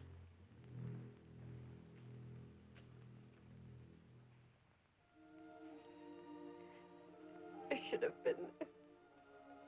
I could have helped him. He was so all alone. Thought I was going to be mighty ashamed of ourselves after tonight. We certainly didn't give that man much of a chance.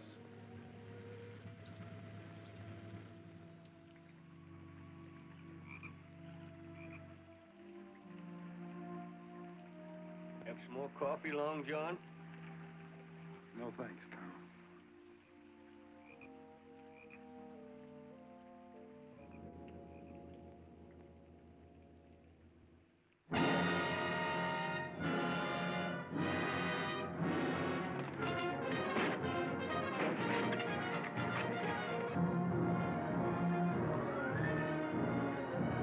Racketeer, liar, cheat, imposter. Why don't you jump? Christmas Eve at midnight.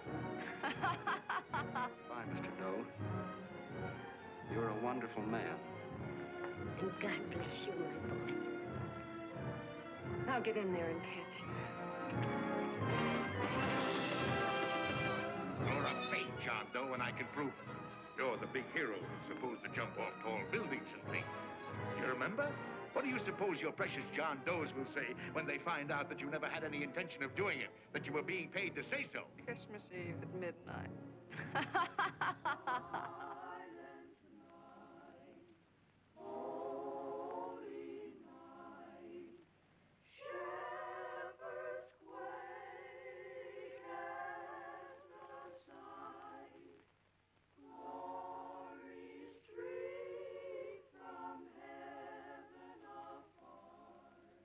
Merry Christmas, son. Merry Christmas.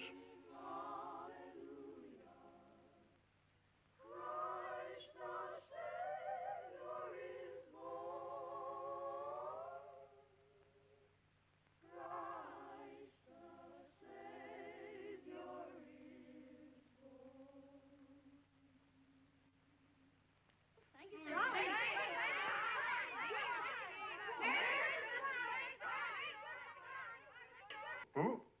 John Doe. Is that screwball still around? Dame's been calling all day. Sure, I know. Yeah, at midnight, huh? Okay, lady. We'll have the place surrounded with nets. They're laughing at me.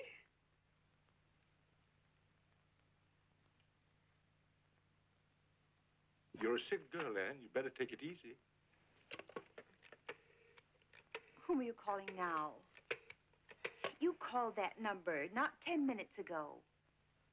Hello, Mr. Canal. Have you seen him yet? Now listen, Ann, he can't possibly get in without our seeing him. I'm watching the side door and the colonel's out front, so stop worrying. Oh. Thank you.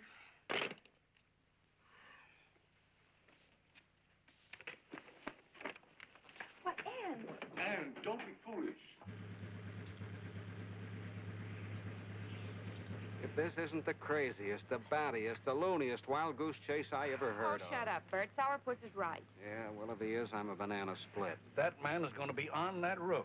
Don't ask me how I know. I just know, and you know it as well as I do. Sure. I'd like to believe in fairy tales, but a guy that's a fake isn't going to jump off any roof. I don't think he was any fake, not with that face.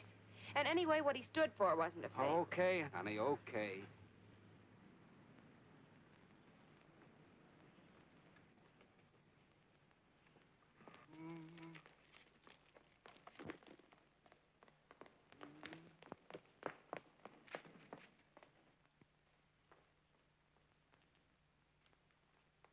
Elevators ain't running.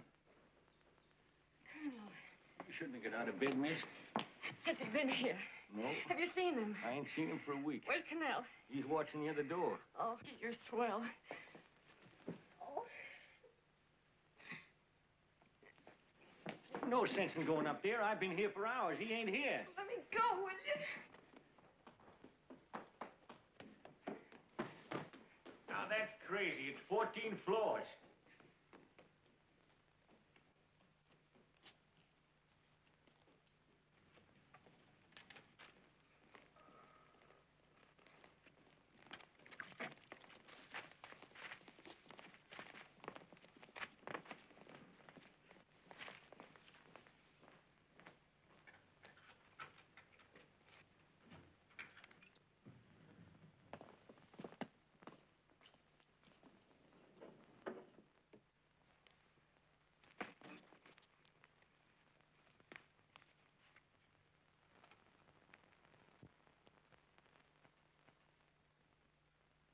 As far as the elevator goes, we got to walk up to the tower.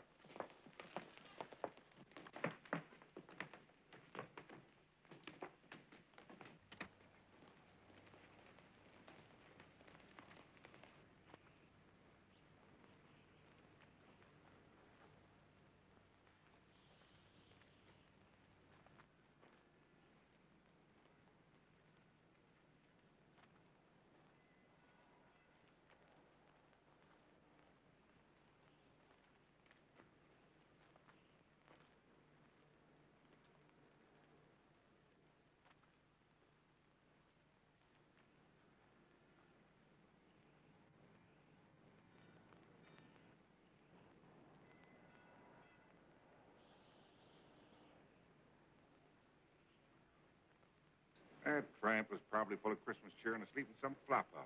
Let's go. I've got to decorate my tree.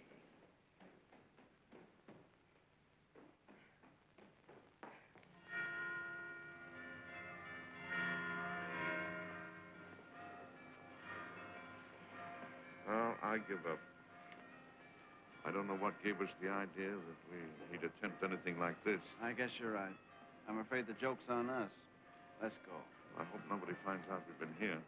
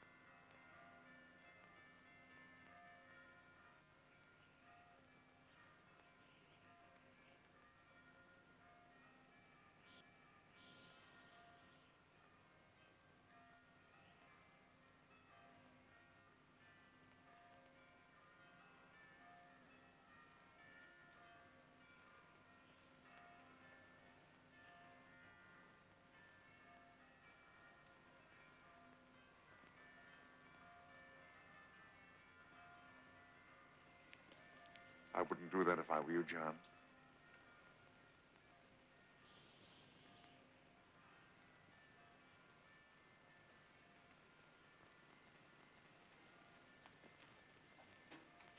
It'll do you no good. The mayor has policemen downstairs with instructions to remove all marks of identification you may have on your person. You will be buried in Potter's Field, and you will have accomplished nothing.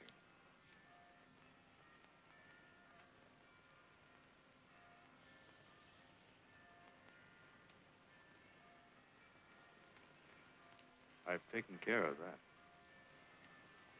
I've already mailed a copy of this letter to Mr. Cannell.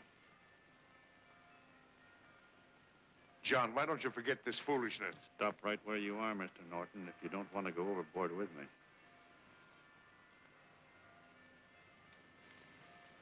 I'm glad you gentlemen are here. You killed the John Doe movement, all right. But you're going to see it born all over again.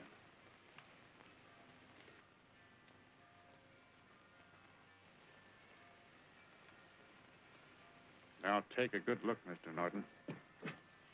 John! John! Oh, John, no, I won't let you. I love you, darling. Oh, please.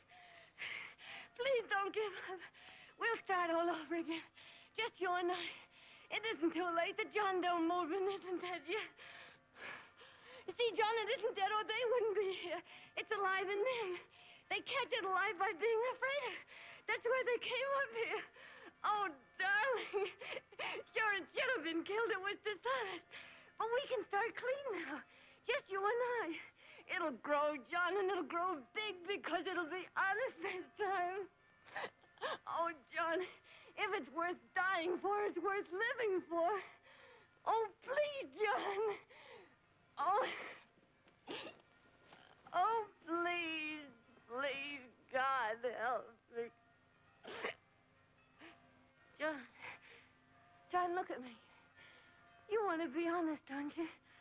Well, you don't have to die to keep the John Doe idea alive. Someone already died for that once. The first John Doe. And he's kept that idea alive for nearly 2,000 years. It was he who kept it alive in them. And he'll go on keeping it alive forever and always. For every John Doe movement these men kill, a new one will be born. That's why those bells are ringing, John. They're calling to us. Not to give up, but to keep on fighting, to keep on pitching. Oh, don't you see, darling? This is no time to give up. You and I, John, we... Oh, no. No, John. If you die, I want to die, too. Oh, I love you. Oh, John, yeah.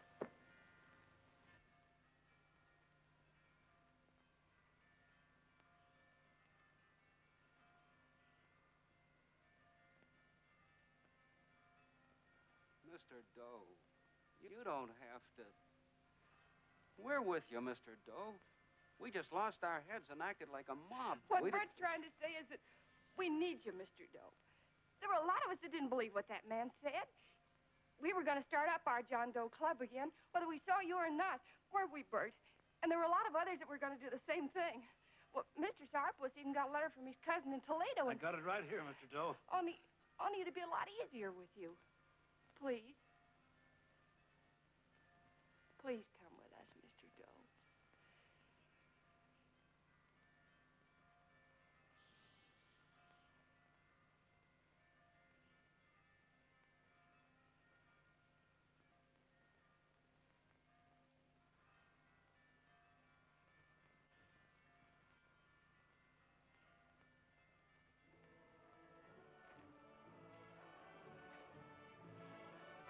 Long John. Mr. Doe. Here, we'll help you with her. She'll be all right. Mr. Doe, take her right down to the car. Right up. Look, we got a car right down to her. Lay on, Norton. The people. Try and lick that.